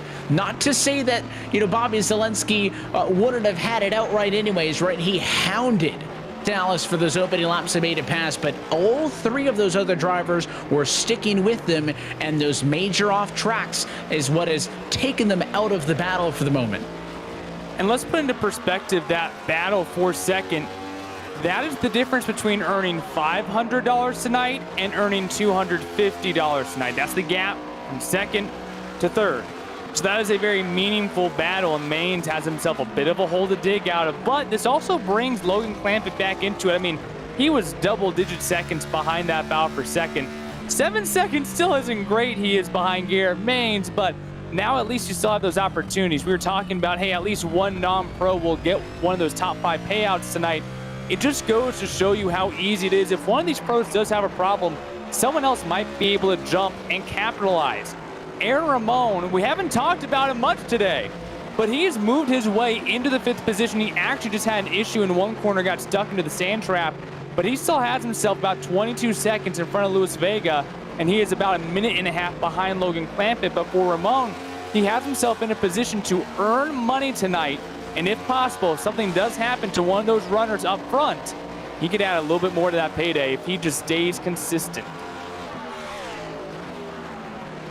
He should not have to make an additional trip down to the pit lane. We saw everybody come in at the midway point, get their service. That should have everybody set up to the end of this race, maybe with the exception of David Barnes. I mentioned Barnes had yet to come down to the pit lane on that cycle. He was on pit road earlier in this race with a little bit of damage and likely going to need a pit before it's done, as we go on board with Cody Smith, one of the drivers who is well and into the green tonight. He has passed 7 cars to get to where he is, I should say, right now in the number 9 position. You are on board with him, and a good look at his VR goggles at work as he's trying to chase down that 42, Jesse, Kyle Wisner. He looks so chill. I mean, he's just relaxing, just like, yeah, I'm just riding through one-handed, no big deal. I'm really good. I mean, he's doing awesome. But yeah, trying to chase down Kyle Wisner. Kyle in the 42 machine over there, just wheeling this thing, and we'll see what happens. He's getting to the bumper, and you see that accordion effect, and that's what happens here at the road courses. You might have a little bit of gap on someone, but then when you go in the corner and someone outbreaks you, or if someone doesn't, just gets to the corner just a little bit better, all of a sudden you have that accordion effect. And sometimes you go back, sometimes you go forward, and it looks like he's really trying to make a move on Kyle, but we'll see what happens in this battle. Who's going to outbreak each other going into this corner? There's a lot of things that can happen. This is a very, very high-speed part of the track. You're going 160, 170 miles per hour through this area. Then this hard braking going into this corner. Downshift, get down to first gear, make that corner turn, hit the apex, get back on the gas, trying not to light them up going through here. Then you got to get brake because it's going to get light right here. You get light, turn it in, get on the throttle again, feed it, upshift, keep going, and all of a sudden you're going to get off the gas just a little bit, turn it in, but you're going to want to feed the throttle real quick right now, and upshift, and you're going, but you're going to go into another hard braking corner right now, on the brakes, downshift, don't lock it up, turn it in, and don't get hit while doing so. Okay, so real quick, while we were looking there, you saw that he has the paddles on the back for the gear shifters. Can we get back to the onboard camera with Cody Smith, who I think just had an issue, or actually he's on pit road right now, but okay, I guess we don't need an onboard then if he's on pit road, but he was doing all that one-handed. Yeah. Well, so that's the thing. So when we talked about earlier about trying to treat this like real life, right? There are some people who have the paddle shifts. And yes, when you're on a road course, it's a lot easier to have the paddle shifters. But guess what? In real life, that's a beautiful paint scheme right there by Ryan Barrios. You know what? I'm going to get back to that point. Let's go to Ryan real quick in the 21 car. So he has that, what people like to call it, that Army Black Knight paint scheme, right? And the cool thing about Ryan is he's actually a Service Academy graduate. He's currently a second lieutenant in the United States Army. He graduated from West Point in 2021. He's stationed currently in Fort Drum. So he's one of our military personnel who's serving this country, he's making sacrifices of his time, his energy, everything. He's making sacrifices so that we can have the freedoms that we have in this country. And you know what? Every once in a while, you have a little bit of free time. And looks like tonight, looks like he's not on duty tonight. He has a little bit of free time, and now he's competing in our Omega Cup Series event. And it's really cool to see not only veterans, but also active duty personnel competing in these events. We've had people from the Air Force, Army, Navy, all different types of folks compete in these events. And it's really cool to see our service members who are serving this country jump in these events and actually compete and show that, hey, they can wheel these cars as well. Love seeing Ryan on track as well, and eternally grateful for your Jesse, and everybody else's service to our country in our armed forces. Of course, it's a big weekend coming up with the Memorial Day on the other side, and of course in the NASCAR world as well with the Coca-Cola 600 this week. So many different activations in Charlotte this week. Hoping to raise money and awareness and to support those who fight and protect our freedom. So I think that's an awesome connection, and happy to see Ryan competing here tonight and fighting this one out in the Black Knights paint scheme, the number 21 Chevrolet, and 17th at the moment. Just checking back in on the duo in second. Somebody is way off track behind them. That was Bruno Castro Alves, who was, well, if he went that wide at most road courses, he'd be in the parking lot, but I guess he found a good runoff there. Bruno's got a little bit of front end damage. He has struggled so far in that car tonight, but is toughing this one out and got out of the way at the battle for second, which again is not done. I mean, they got into each other. You have to wonder, maybe there's a little bit of animosity, right? Maines made the pass. Vicente went to pass him back, took him out. All I'm saying is, and a spinner in front. Look out. It's Bachman into the outside wall. We just cannot avoid the chaos tonight. Everywhere we look, the DeWalt Ford gets back on track, but Bachman took a shot. Oh my goodness. That's the craziness that happens on this track. Even though it's a big track, you would think 4 miles, how can anyone really get near everybody? Everybody should spread out, and it should just be, just kind of fall in line and just run. No, there's a lot of craziness going on track. There's people who have damaged cars that are slower, cars that are faster, cars with newer tires, cars with older tires, cars who burn down their tires, all these different things. And even when you go off track, your tires get dirty, so you can't even run a fast lap at first. Your psyche gets all screwed up. So many different things happen, and now we're just seeing the carnage happen, which is very interesting to watch this happen on the road course. Honestly, I didn't expect it to get this wild, and it really is. And this race, it's just not over. We have 14 laps to go, and these drivers are really, really, really going to continue to duke it out. I am very interested to see how this thing plays out. Right now, we have 3 different battles for position within 2 seconds of one another. You have Trent Cusack trying to hold off Richard Woodruff. That's just about an 0.8 of a second gap. Then you got David Barnes trying to hold back Thomas Merzick, and that's only a 2-second battle right there. And then you saw those two, the 2 pros, they're within about 0.6 of one another. So there's a couple battles for position on track as you look on board with Woodruff, one of the guys with the Formula type of steering wheel. And I really got to wonder, maybe if he even is a stock car person, I wonder if that wheel does help, just because it feels like it's more of a road course wheel, but heck, I don't know.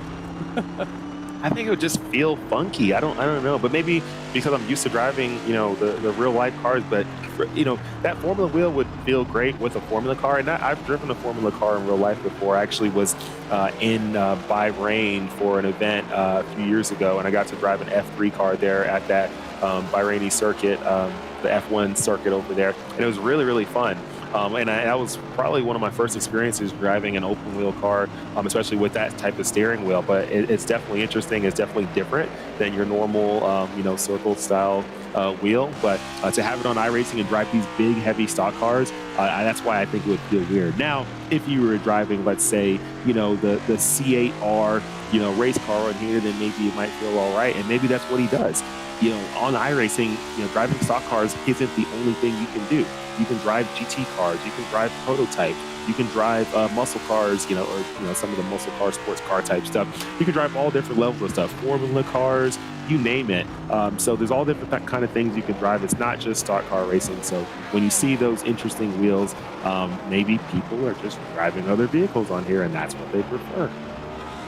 Well, I think it's also pretty interesting as we keep watching this battle for second. I'll tell you what, Garrett Means is getting there, so I'm really curious to see what the 31 car does, but against the Salas. But funny enough that you mentioned the Bahrain International Circuit, because I feel like it's actually a very similar racetrack to here at Road America, right? It's not a ton of elevation changes. Somewhat ironic I say that as we go up this large hill, right? Yeah. But I feel like the elevation changes here at Road America aren't necessarily in the corners, right? You get a little bit of a downhill slope here into 1, you get a downhill slope from 1 to 2, but unlike a place like a Sonoma or a Watkins Glen, a lot of those elevation changes at those racetracks are part of the corners. Here it's more so to get from one turn to the other, and Bahrain, much like here at Road America, has got a lot of very long straightaways. The complex from 3 to 4, the long straightaway, in the middle of the racetrack 10 to 11, and then I think the back half 13 to 14 or 15.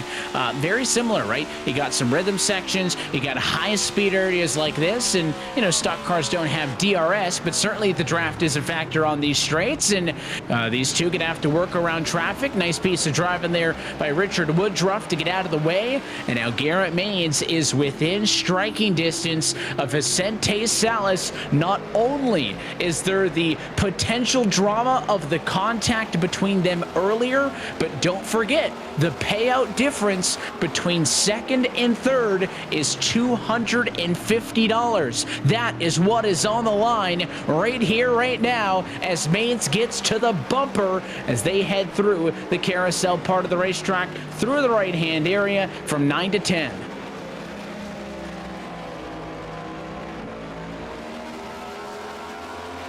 These battles are so cool to watch. It's just crazy. Like we talked about earlier, for these drivers to really just stay hand in hand like this, all throughout the race. I mean, this is not easy at all. This is a very big track, a lot of different corners, a lot of different areas where you can make just a small, minor mistake, which will set you back half a second here, half a second there. But for them to really stick on each other this entire time, like there's a rope, tied to each other, that is some skill right there. These drivers are just so precise with every single thing they do here on the sim. I mean, that's why they're as good as they are. That's why they're racing here in the Omega Cup Series event. It's just, you have to be able to show that you have skills here on the sim. But the skills range, right? There's people who are ridiculously precise. There's people who might not be as precise, but are still really good drivers. You see a lot of different skills, but that's the cool thing. Anybody has a shot. Anybody has a shot to really make the main event, and really anybody has a shot to win. It just depends on, how much effort you're willing to put in prior to get trained up for the event. It's not like we have these events every single day. We have these Omega Cup Series events really once a quarter. So you have multiple months to get ready for the next track. But make sure you sign up, though, because you have to be a member. Head to www.eragaming.gg. You have to have an iRacing membership first so that you can even get on the platform. After you have that, make sure you just sign up with our membership club and compete in these events, because there's really not that many events out there that are giving away prize money. So we wanted to make something and create something that gave people the opportunity to win real cash prizes. These aren't IOUs, these aren't credits, these aren't gift cards, these aren't products. You're winning real life cash to use for whatever you want.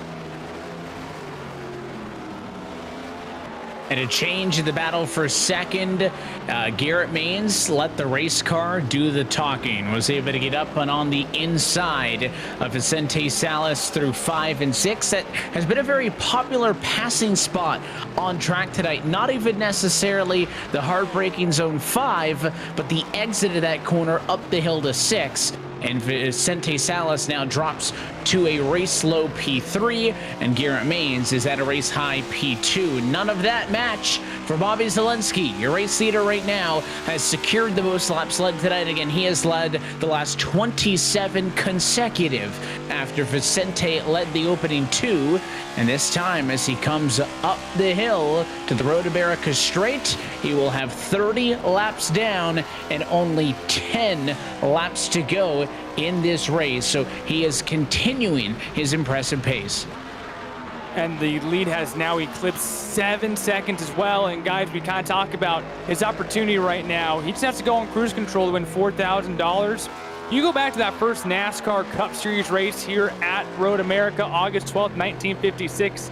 Tim Flock that day took home $2,950.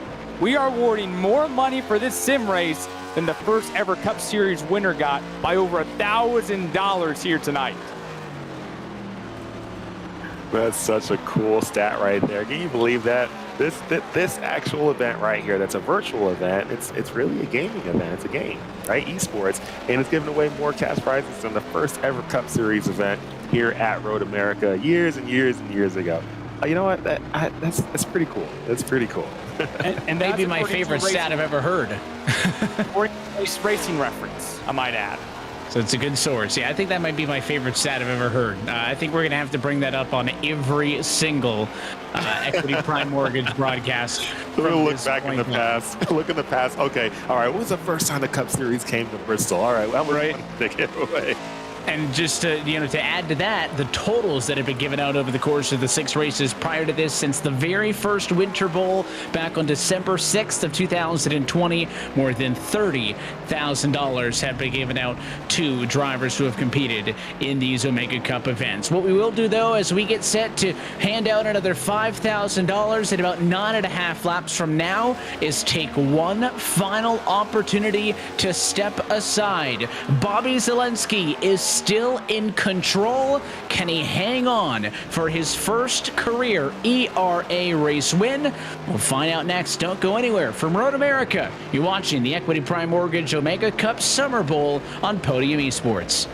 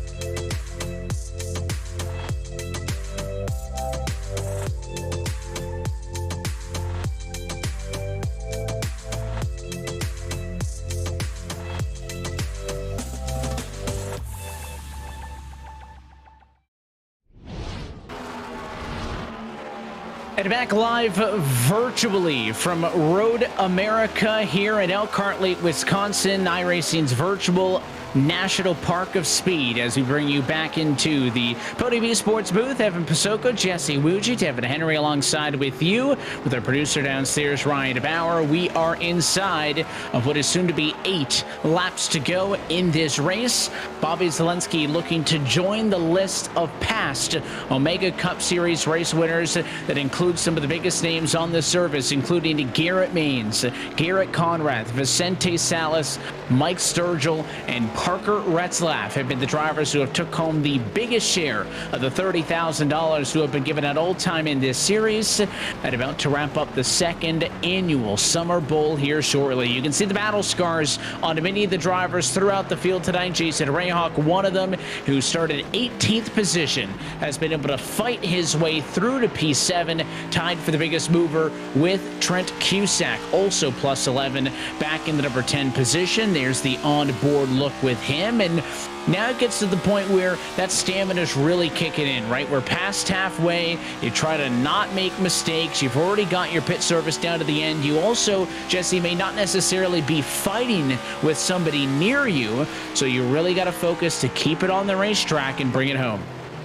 Yeah, that focus is crucial, especially now with 8 laps to go. I mean, these drivers have now gone through about 32 laps or so, and that's a lot of laps, because these laps, they're not like the old track where, you know, they're 20-something seconds, 30 seconds, 40 seconds, whatever.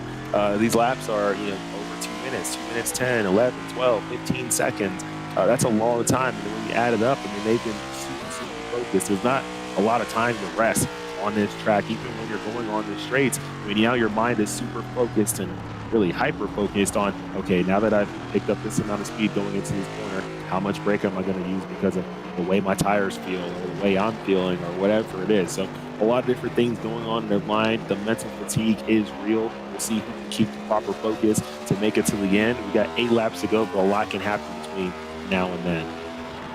And to your point, Jesse, we've talked a lot today about some of the comparisons that are legitimate with that mental and physical fatigue. I mean, it's not the exact same as real-world racing, but there is some fatigue physically when it comes to sim racing. And we've talked a lot of sim to reality, and someone who's had a lot of real-life experience and then a lot of sim success as well. You go back to that inaugural ERA winner, Parker Retzlaff, who is now on a part-time NASCAR Xfinity Series schedule for Ryan Sieg and his team, while also racing the Coke Series for RFK Racing. And this is someone who you've gotten to race with in the real world, Jesse, and he's been able to run that part-time Xfinity schedule. I've got to talk with him at Phoenix during that first start and whatnot, and you know, it's one of those things where now you have this guy who's won an ERA in your series, Jesse, and then you get to race with him in the real world too. And just how incredible that kind of is sitting in your mind when there was a NASCAR Xfinity Series race that included Josh Berry, Dale Jr., and Parker Retzlaff, some former Coke pros, in the real world in the Xfinity Series. It is so cool to see people who have raced in these events and then now have taken their racing to real life. Parker won our first ever event that we ran at Nashville, the fairgrounds.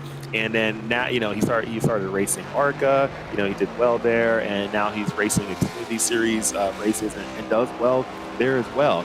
And to see people really go from this whole virtual to reality has been incredible. It's something that we really strive to see and get out of the drivers. We want to figure out ways to help these drivers go from that virtual reality. That's why we pay out the payouts that we pay out, because, hey, if you come into this series, if you run the EPM Mega Cup Series events, if you ended up winning, let's say, all 4 events in a year, that's about $16,000 right there. You can do a lot with $16,000. You can go run some, you know, even SCCA events. You can go run some late models. You can go do whatever you want with it, but it gives you that opportunity to really take your skills from reality. You talk about, you know, a Retzlaff who competes in the Coke Series, has that Xfinity Series schedule. A Josh Berry, who is a notable figure on the iRacing service for quite some time, right? Full-time as well, with the Xfinity Series opportunity for Junior Motorsports. And it doesn't always have to be that level, right? There's so many people who race a late model at their local track. So many people who do go-karts or Legends racing that coincides with their sim experiences.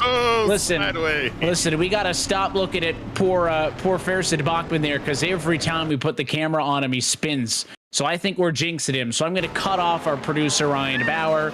No more, because poor Farrison is just feeling it, man. Every time we go to him, he's off track, and every time we go to him, somebody else is off track nearby as well. So that's jinxed.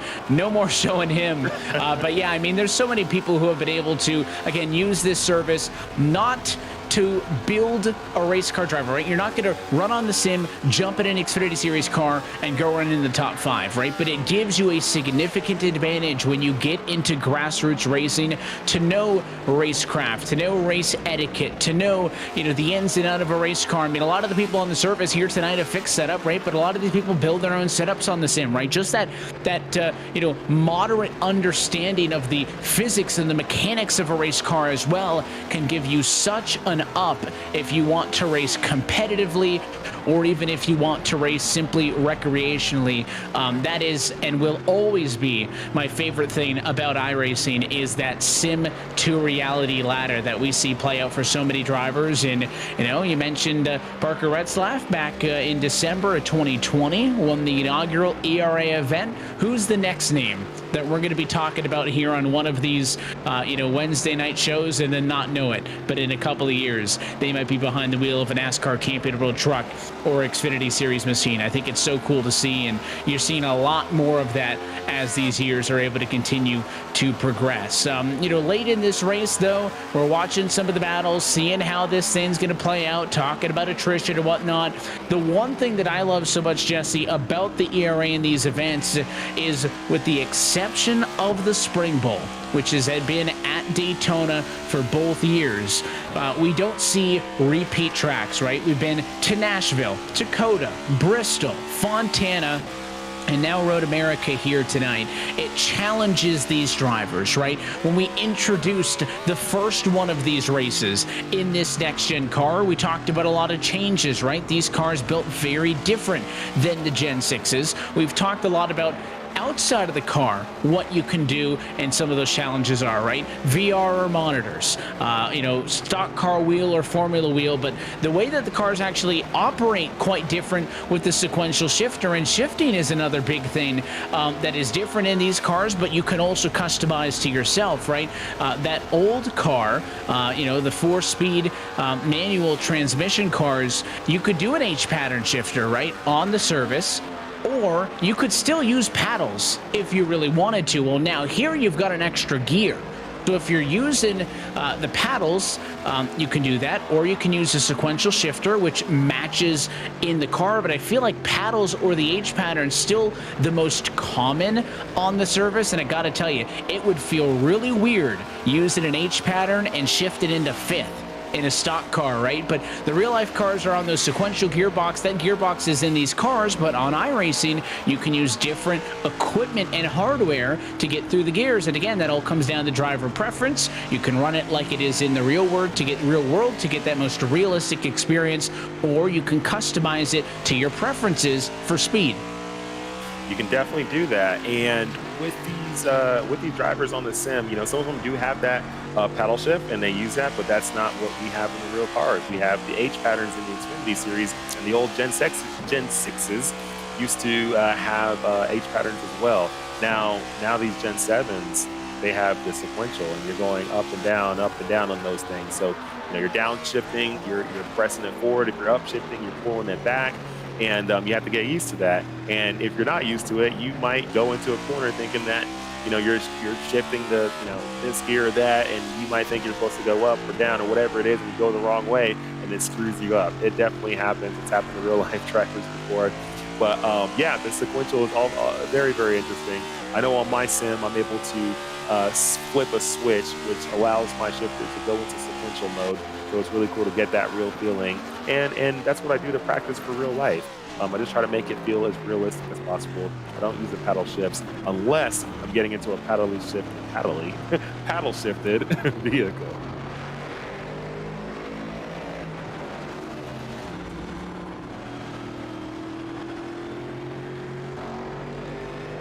Another impressive number is 4. The only 4 cars on the lead lap are those Coke Series drivers right now. 15 drivers total are still in this race, but the only 4 on the lead lap are those Coke Series pros. And again, Zelensky's pace just continues to be impressive. He's actually started to slow things down a little bit. 2:13 last lap was actually slowest of the drivers in the top three. I think Bobby is kind of stretching the back out a little bit, taking a deep breath. You wouldn't know it by that face, because that's the same face he has when he's in a side-by-side battle for, a Coke Series race win with 300K on the line. But I promise you, right there, right, loosen it up a little bit, just trying to not push that race car too far. I think he knows he's got this as long as he keeps it on the racetrack. So he's going to play a little bit with that 18-second margin, take it easy, make sure it gets home. And what the gap's also going to allow him to do is, if he catches more lap traffic, that has been a huge point of problems for lead lap cars tonight, has been catching lapped cars in the middle of a corner and making contact. It took Clampett out of things earlier. It's happened with several other drivers. Because Zelensky has such an advantage, he can afford to not throw it up the inside of a lapped car if he were to catch one, right? Set him up on the run off of the corner. So you're going to see Bobby Zelensky, who we complimented earlier for having such good pace on the long run, back it down a little bit. You'll see that margin close, and he's going to be smart about getting that Interstate Batteries Toyota Camry to the end of this race. 4 laps to go, and things are somewhat calming down, but we'll see. Mistakes can still happen. Still got to stay focused. Last few laps, tires are worn down. Fuel is getting a little bit drier. Drivers are tired, and they're like, I want this race to be over. We'll see if everyone can maintain their composure, but it's been really cool watching these drivers battle it out all day. To see them, virtually be able to compete for prize money in our Equity Prime Mortgage Omega Cup Series Summerbowl. We have these events multiple times a year. It's cool to watch these members jump on, compete against each other, and just compete for the money. I mean, it's fun. It's cool. Where else can you do this? It's just a really fun time, and you can see the focus on the Sensei's face. I mean, he is just making sure, no mistakes. You can watch his eyes right there. His eyes looking past the corner, looking to see what's coming up next. He's not just focused on what's directly in front of the car, but he's focused on, hey, how am I going to get through this corner, and how am I going to do it right? But Sensei's such a great driver. Man, I know he's been battling, but hey, he's still at least, sitting there in the top 5, which, top 5, you have opportunities to bring home money, but he's doing everything he can to stay in it, and these last few laps are winding down, but man, these drivers have been absolute warriors this entire evening. And with 3 laps to go, 2 guys are plus 11 on this day. Jason Reichkoch right now is sitting in that 7th position, and for him, yeah, it's not a money-paying position, but he was one of the guys who did not take a qualifying time. You see that there is no hood on that car, so he has been through a lot in this race. He's been able to gain himself 11 positions, and along with that also, Trent Cusack, even though he's 3 laps down, he started 21st on the grid, and he's been able to have himself a top 10, and for now, it looks like he's going to give himself a top 10 in what is a ridiculous endurance race, even for sim racers, because of how much mental focus you have to have in a race like this. And remember, the top 5 get paid out, so Aaron Ramon, he's got a 26-second lead over Luis Vega right now for that final money spot on the day, just to be able to survive this race and have yourself a good time here at Road America and bring you home a little bit of money. Ramon is right there. The first part of this race, guys, he didn't really have himself inside that top 5. It came through the marathon of this event for him to work his way up there through consistency and have himself in a position to make some money. Then he got guys like this. Richard Woodruff had a couple of errors on pit road that gave him penalties, but he's got the cleanest looking car out here, guys. I mean, look, he's still got the hood attached. The sides look pretty clean for the most part, so he has himself a little bit of a clean car and an opportunity to catch up to Kyle Wisner, try to pick off that 8th position. He's less than a second behind and has a couple of laps to do it, so he might have an opportunity to get himself a little bit more. And one other point, guys, the pure focus of these pro drivers. Last time around, 2 11s and 2 12s for your 4 pros. And man, this late in a race on a track this demanding, man, is that impressive.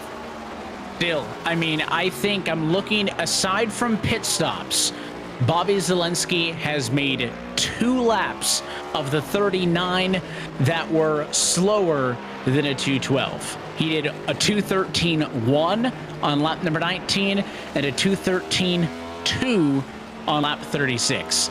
So only 2 laps were slower than a pace at which 99.9% of people on the surface are not going to be able to match, and that is their cruise control speed, right? I talk about Zelensky is not going to push it, right? He's taken it a little bit easier. His last lap was a 1:11.7. That lap time is faster than the fastest lap time for 17 of the 21 cars in the field. And that is his cruise control speed. You see his fastest, a 1:10.3, more than a full second better than the next closest driver, and maybe a little bit of relief as he comes up the hill because Zelensky looking for the white flag. 4K, baby, 4K. That close to 4K, man. He can feel it. Oh my goodness. The final lap. This is it. And that focus and intensity. His slowest lap was 2:13. Most of his laps have been 2:12, 2:11s. That's absolutely incredible. I mean, just to run one lap at that speed is incredible, let alone to do this entire race at those speeds and just be as clean as a whistle. I'd like to see this guy jump into a real race car and see what he can do. I'm sure he'd like to, too. Yeah, most definitely. Hey, who knows what can happen, man. Just call up Coach Gibbs and be like, hey, you got a seat to fill this weekend? I know a thing or two about him on the service, at least. He's got a little bit of lap traffic to get around. How about this? Trying to lap Logan Clampett, and Clampett felt the pressure. Clampett's going to go wide. Zelensky's going to go on through. Only 3 cars left on the lead lap right now, and Clampett can't help but to laugh at the absurdity of what Bobby Zelensky can do on a racetrack like this. Gosh. No cautions in this race, and you're lapping 4th place, who's another pro. That's insane. Oh, my God. So good. So good. That is absolutely incredible. Absolutely incredible. And you'd have to think they probably learned a lot. Evan, you're talking about the upcoming Coke Series races and going on the road courses. I have a feeling that Bobby learned a little bit, and I think the other 3 are probably going to do a little bit of studying here after tonight when they're done. Yeah, they're going to go over the tape, right? They're going to look at Bobby Zelensky. Yes, I know it's not the way the cars will be set up for their Coke Series race, which will be open setup compared to the fixed setup format here tonight. But this is kind of some intel that you don't normally get on a driver ahead of a Coke Series race. And Zelensky a little bit wide. He recovers though. Just a chuckle. Wow. Just a little bit of a chuckle. He straightens it out. He's going to have some fun with it up the hill. Zelensky is the EPM Cup Series winner at Road America and wins $4,000. Wow, that was, I wonder if he did that on purpose. I wonder if he actually did that on purpose. Great job, great run, great drive. That was really incredible to watch. $4,000 goes to him, and we have another $1,000 going to the next 4 places for this event. This is real cash money. People are going home with real money for competing in a virtual event on iRacing in the EPM Omega Cup Series Summerbowl. 6th different winner all time in the Omega Cup Series to get a race win. 6 different winners in 7 races. Goes to show you how competitive this series is and how competitive each and every single race is. And Zelensky joins the list. That includes many other pro drivers. Retzlaff, Salas, Means, they've all done it before as well. And that is not a bad payday. And I will tell you what, gentlemen, when we go Coke Series racing here at Road America on July 5th, you bet that one of the points I'll bring up is that Bobby Zelensky won $4,000 in an ERA race at Road America just a couple of weeks prior. And I'm sure that, again, this is a great confidence booster for him, known as one of the best on the road courses in that series, alongside other big names like Mitchell DeYoung that he'll be fighting against. Zelensky did good tonight, but I wouldn't be surprised, Evan, if he even didn't show them everything, right? I mentioned that it's a unique opportunity. Zelensky typically wouldn't do an open practice session, right? Weeks before an eNASCAR race where other pros can watch what he's doing. So they're definitely going to save this race replay session, use it as tape. But even with as fast as he was tonight, I wouldn't be shocked at all if Zelensky was still holding on to a couple of secrets. Yeah, these guys are smart. You race for a lot of money in the Coke Series. There's no way that he had everything in that toolbox out. But I think what's going to scare any Coke Series driver who sees or hears about this, what's going to be the most scary, how long until we have that race, Evan? How much longer? A little bit over a month. You don't think that Bobby Zelensky is going to get better by then? Better? So that's a scary thought, by the way. Better than this. Scary thought. So you got to imagine that he's only going to bring even more, because not only one, did he not use everything probably, but number two, he's going to be even better in about a month's time at this track.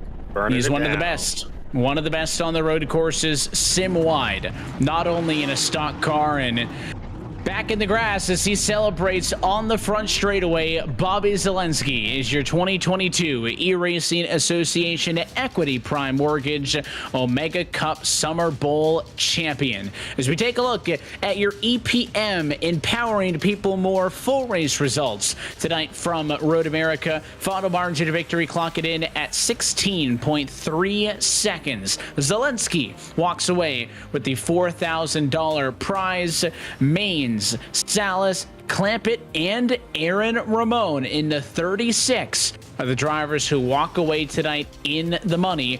All those 5 drivers started in the top 5, so single car Q speed led to long-term race speed. They finished ahead of the likes of Luis Vega in 6th position, Jason Rajok in 7th, with Kyle Wisner in 8th, Richard Woodruff in 9th, and Thomas Mrazek rounding out our top 10, Devin.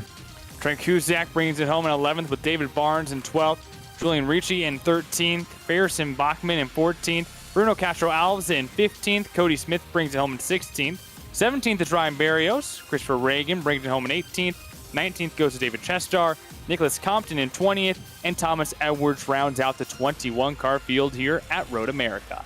Look at the bottom at your full race results tonight, brought to you by Equity Prime Mortgage.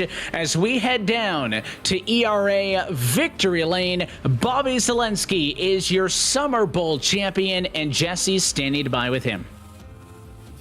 Bobby, how does it feel to win your first ERA event, to take home $4,000? I mean, what does that mean to you? It's fantastic.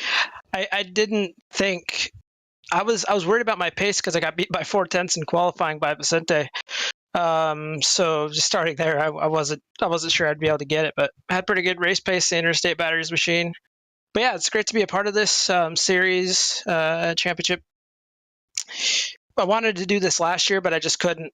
And this year I can, and I'm also looking forward to the next one. I think it's Irwindale. Yeah, no, you did an absolute amazing job. And to watch you out there, just to see that consistency, I mean, to watch you lap after lap after lap, run those lap times. I mean, any one of those drivers out there could have, wish they could even run any of your lap times, even for qualifying, and you were just putting those laps on during the race. I mean, how were you able to keep it that consistent throughout the race? I guess just experience. This is like, I've been doing road NASCAR for 5.5 years now and been pretty successful at it. It was just a surprise to be so good on the race run. I guess I just didn't get my tires prepped well enough for Q or something compared to Vicente, because I just had a lot of pace on them. I was able to kind of dive up the inside and take it. And then I started saving a bit of fuel, just lifting and coasting into the braking zones and kind of conserving tires at the same time. So that helped my tires and also got me to lap 20, because I was you had to save about like half a gallon of fuel, I'd say. So just practice, and I love road racing with NASCAR. It's my thing. That's absolutely incredible. And you definitely showed it for sure, showed how good you are on the road courses. And now you have $4,000 coming to you. What does somebody like you do with $4,000? Someone who's been sim racing for a while, how does that feel? Yeah, it's great. I kind of need the money at the moment. It's gonna pay some bills for sure for a while because I'm moving soon. So got some costs there to take care of. So just in my personal life, really helps, of course. It's absolutely incredible. You did a really good job, and to see you out there, we got a little bit scared at the end when you went through the grass right there, but you were all right. But it's really cool to have you on here, competing, doing an amazing job, really showing everybody, hey, this is how you really drive one of these cars, especially on the road course. That was cool to see. But thank you so much for competing in our Mega Cup Series events. And we look forward to having you at more. I mean, we're going to continue to put these things on every single quarter. And the more we can have people out like you, it'll be incredible to watch, and you'll put on a great shows. Yeah, thanks for having me. And yeah, looking forward to the next one for sure. It is your race winner tonight. Bobby Zelensky will slide on down now and talk with your second place finisher, Garrett Maines, already an ERA race winner from earlier this year in Daytona. Tonight, Garrett, it's going to be second place for you. Tell us about this one, right? It was kind of the story of the big four with you, Bobby, Vicente, Logan, and on those long runs, it seemed like you kept catching up to Chente. Took a couple of tries, though, to get all the way by him. Yeah, that first run, I was able to hang with him for the beginning, and I think that was the confidence booster I needed because I didn't really expect to be on that same level. I started struggling with the tires and slipped back, and then I saw Vicente was struggling too. I was like, okay, all right, and I was able to make a charge to him. I just couldn't seem to make it stick when I got close. I really started to slide the tires when I got right behind him. But after the pit stop, I think he got a little aggressive. There was a lap car in between. He tried to split it. That didn't work out, and I was able to basically come out right behind him. And we tangled at some point. He started overshooting some of the corners, and I was able to capitalize on that, and he got loose once. And I don't know. I think there was a bit of a netcode contact, and I think he was trying to make up for it a little bit and get back to me, and just misjudged it and got in there hot. Got me turned around, got himself turned around. Then it was a race back to the asphalt. I lost that one. And then I was in my own head trying to catch back up to him. But thankfully, I was able to get back to him. I don't know how I made that send stick into 5, but that was the race-winning move, and we checked out from there. You're going to walk away with a nice bit of cash. In these Gen 7 cars, we spent a lot of time over the course of the broadcast talking about differences between these and the Gen 6s, unique things that you can do from behind the wheel at home to make yourself more comfortable in the car, whether it is using a different method of shifting, using a different wheel. What have you been learning trying to adapt to this next generation of NASCAR stock car on these road courses? Well, I actually really struggled with the braking on this because the master cylinders were much less sensitive than I would prefer. So I was having a hard time getting into the corners, which I think was kind of evident with a lot of people. I was actually getting in there a lot deeper than most. And that was one of the things I was having to train myself to do because it wasn't the normal brake pattern that I'm familiar with, because you can't customize that for fixed setup. And it was definitely not what I would run. But I've gotten pretty comfortable with my settings for open, and I think Coke this year will be really good. I've really taken a liking to this track, and I learned a lot from this race. It was a huge confidence booster to be able to run with Vicente because I know he is one of the best in the series. Bobby checked out there, but I gotta take some notes. I don't know what he was doing on the long run, but he was taking off for sure. We were joking you guys were going to save this replay and use it as a film session on guys like Bobby and them. I know it was a fixed setup race. That's going to be different compared to how you would like to set the car up when the Coke Series does go to Road America on July the 5th. But what did you learn tonight, and what are some things that you've maybe picked up on that still need a little bit of work approaching that race in a few weeks? I think I'm just missing a little bit here and there. I think I got a little impatient as the run went on, just kind of finding that balance of, not driving in too deep and not pushing the car too hard on the exit. I couldn't quite figure out where that line was in the long run. It's actually the first road course race I've done in this car. So it was, a good showing to start. I think it's a good place for me to build off of, and I'm confident going into the Coke Series now. We got 2 road courses. I did really well at Watkins Glen last year. I actually struggled at Road America. I don't foresee that happening this year. I think I've taken quite a few lessons here in the last few weeks doing GT cars. So I think we're well prepared. Looking forward to seeing how you and that Elliott Sadler Esports team do in a couple of weeks. Before we let you go for tonight, though, Garrett, sponsors, shout outs, all those good folks. Who makes it happen for you? Yeah, I got to give a huge shout out to ChevyLiners.com, Leaf Filter, Gutter Protection, Colleague Racing, all the guys at Elliott Sadler Esports, MCU Body, Lennox, Chris Rice, Matt Colleague. Huge shout out to Vicente there. Great racing with him the entire race. That was a blast.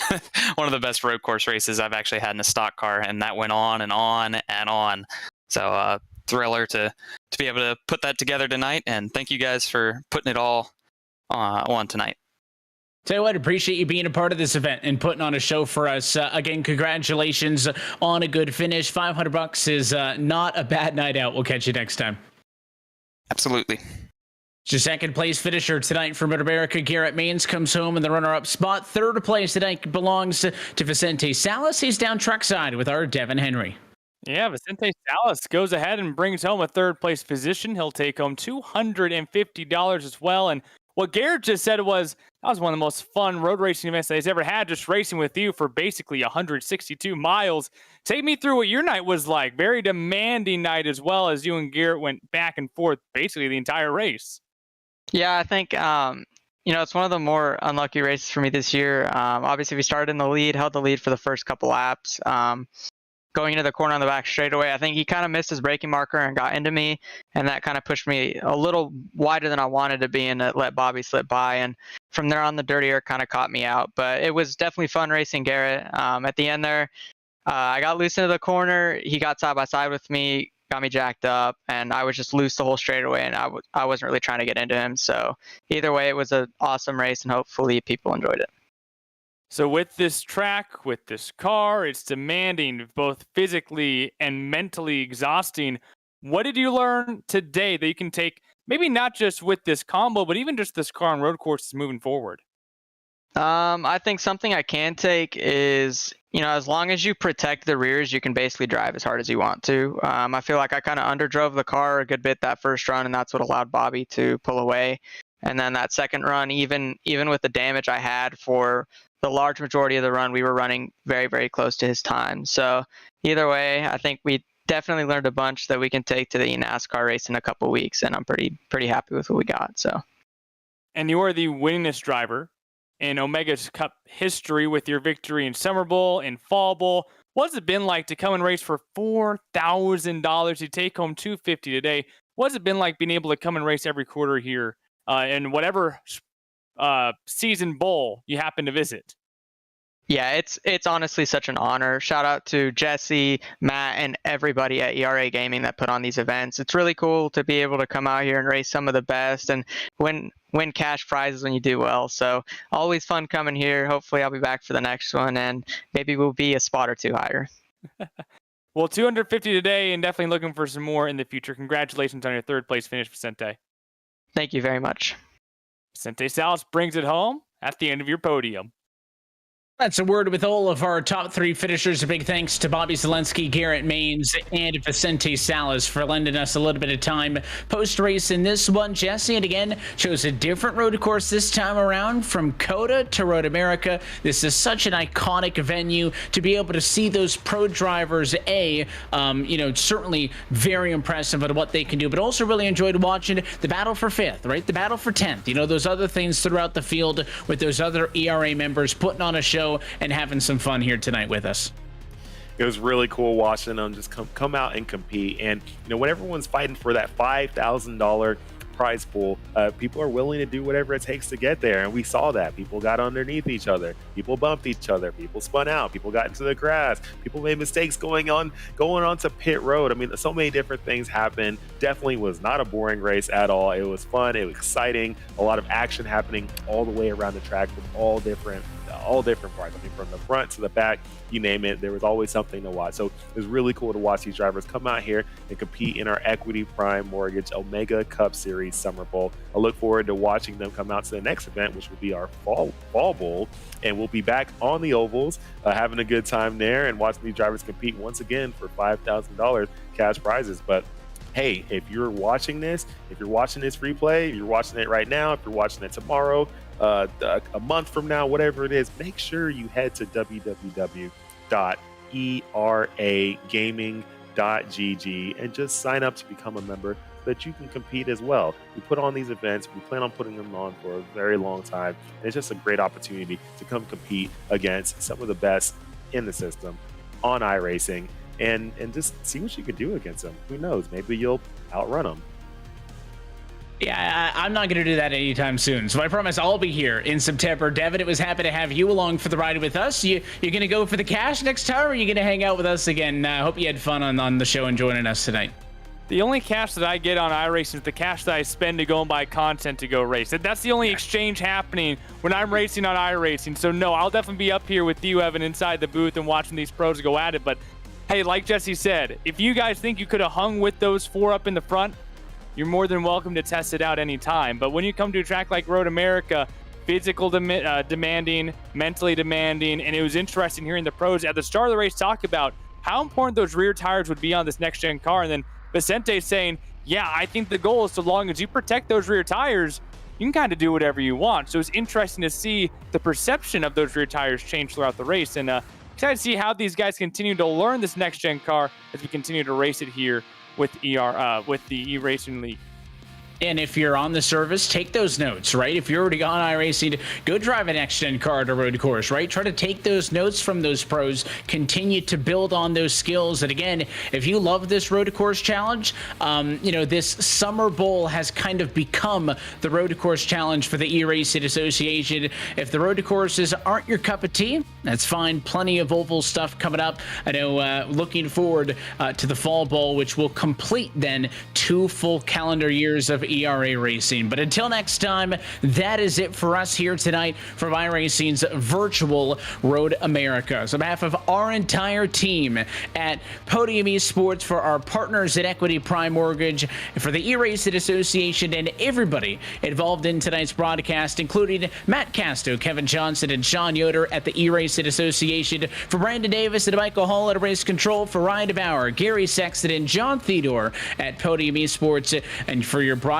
team tonight, for Ryan Bauer downstairs, for my colleagues Jesse Uji, Devin Henry, and myself, Evan Pasoko. I want to thank you for tuning in and congratulate Bobby Zelensky. He has won many things in his iRacing pro career. He can now call himself an eRacing Association winner. Till next time, though, good night from Elkhart Lake, Wisconsin.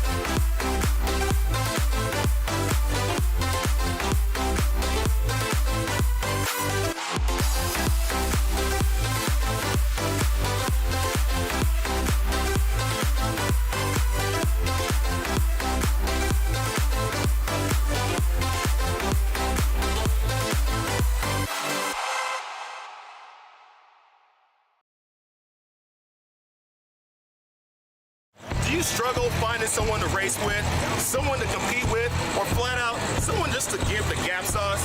Well, you should check out the Gapum app.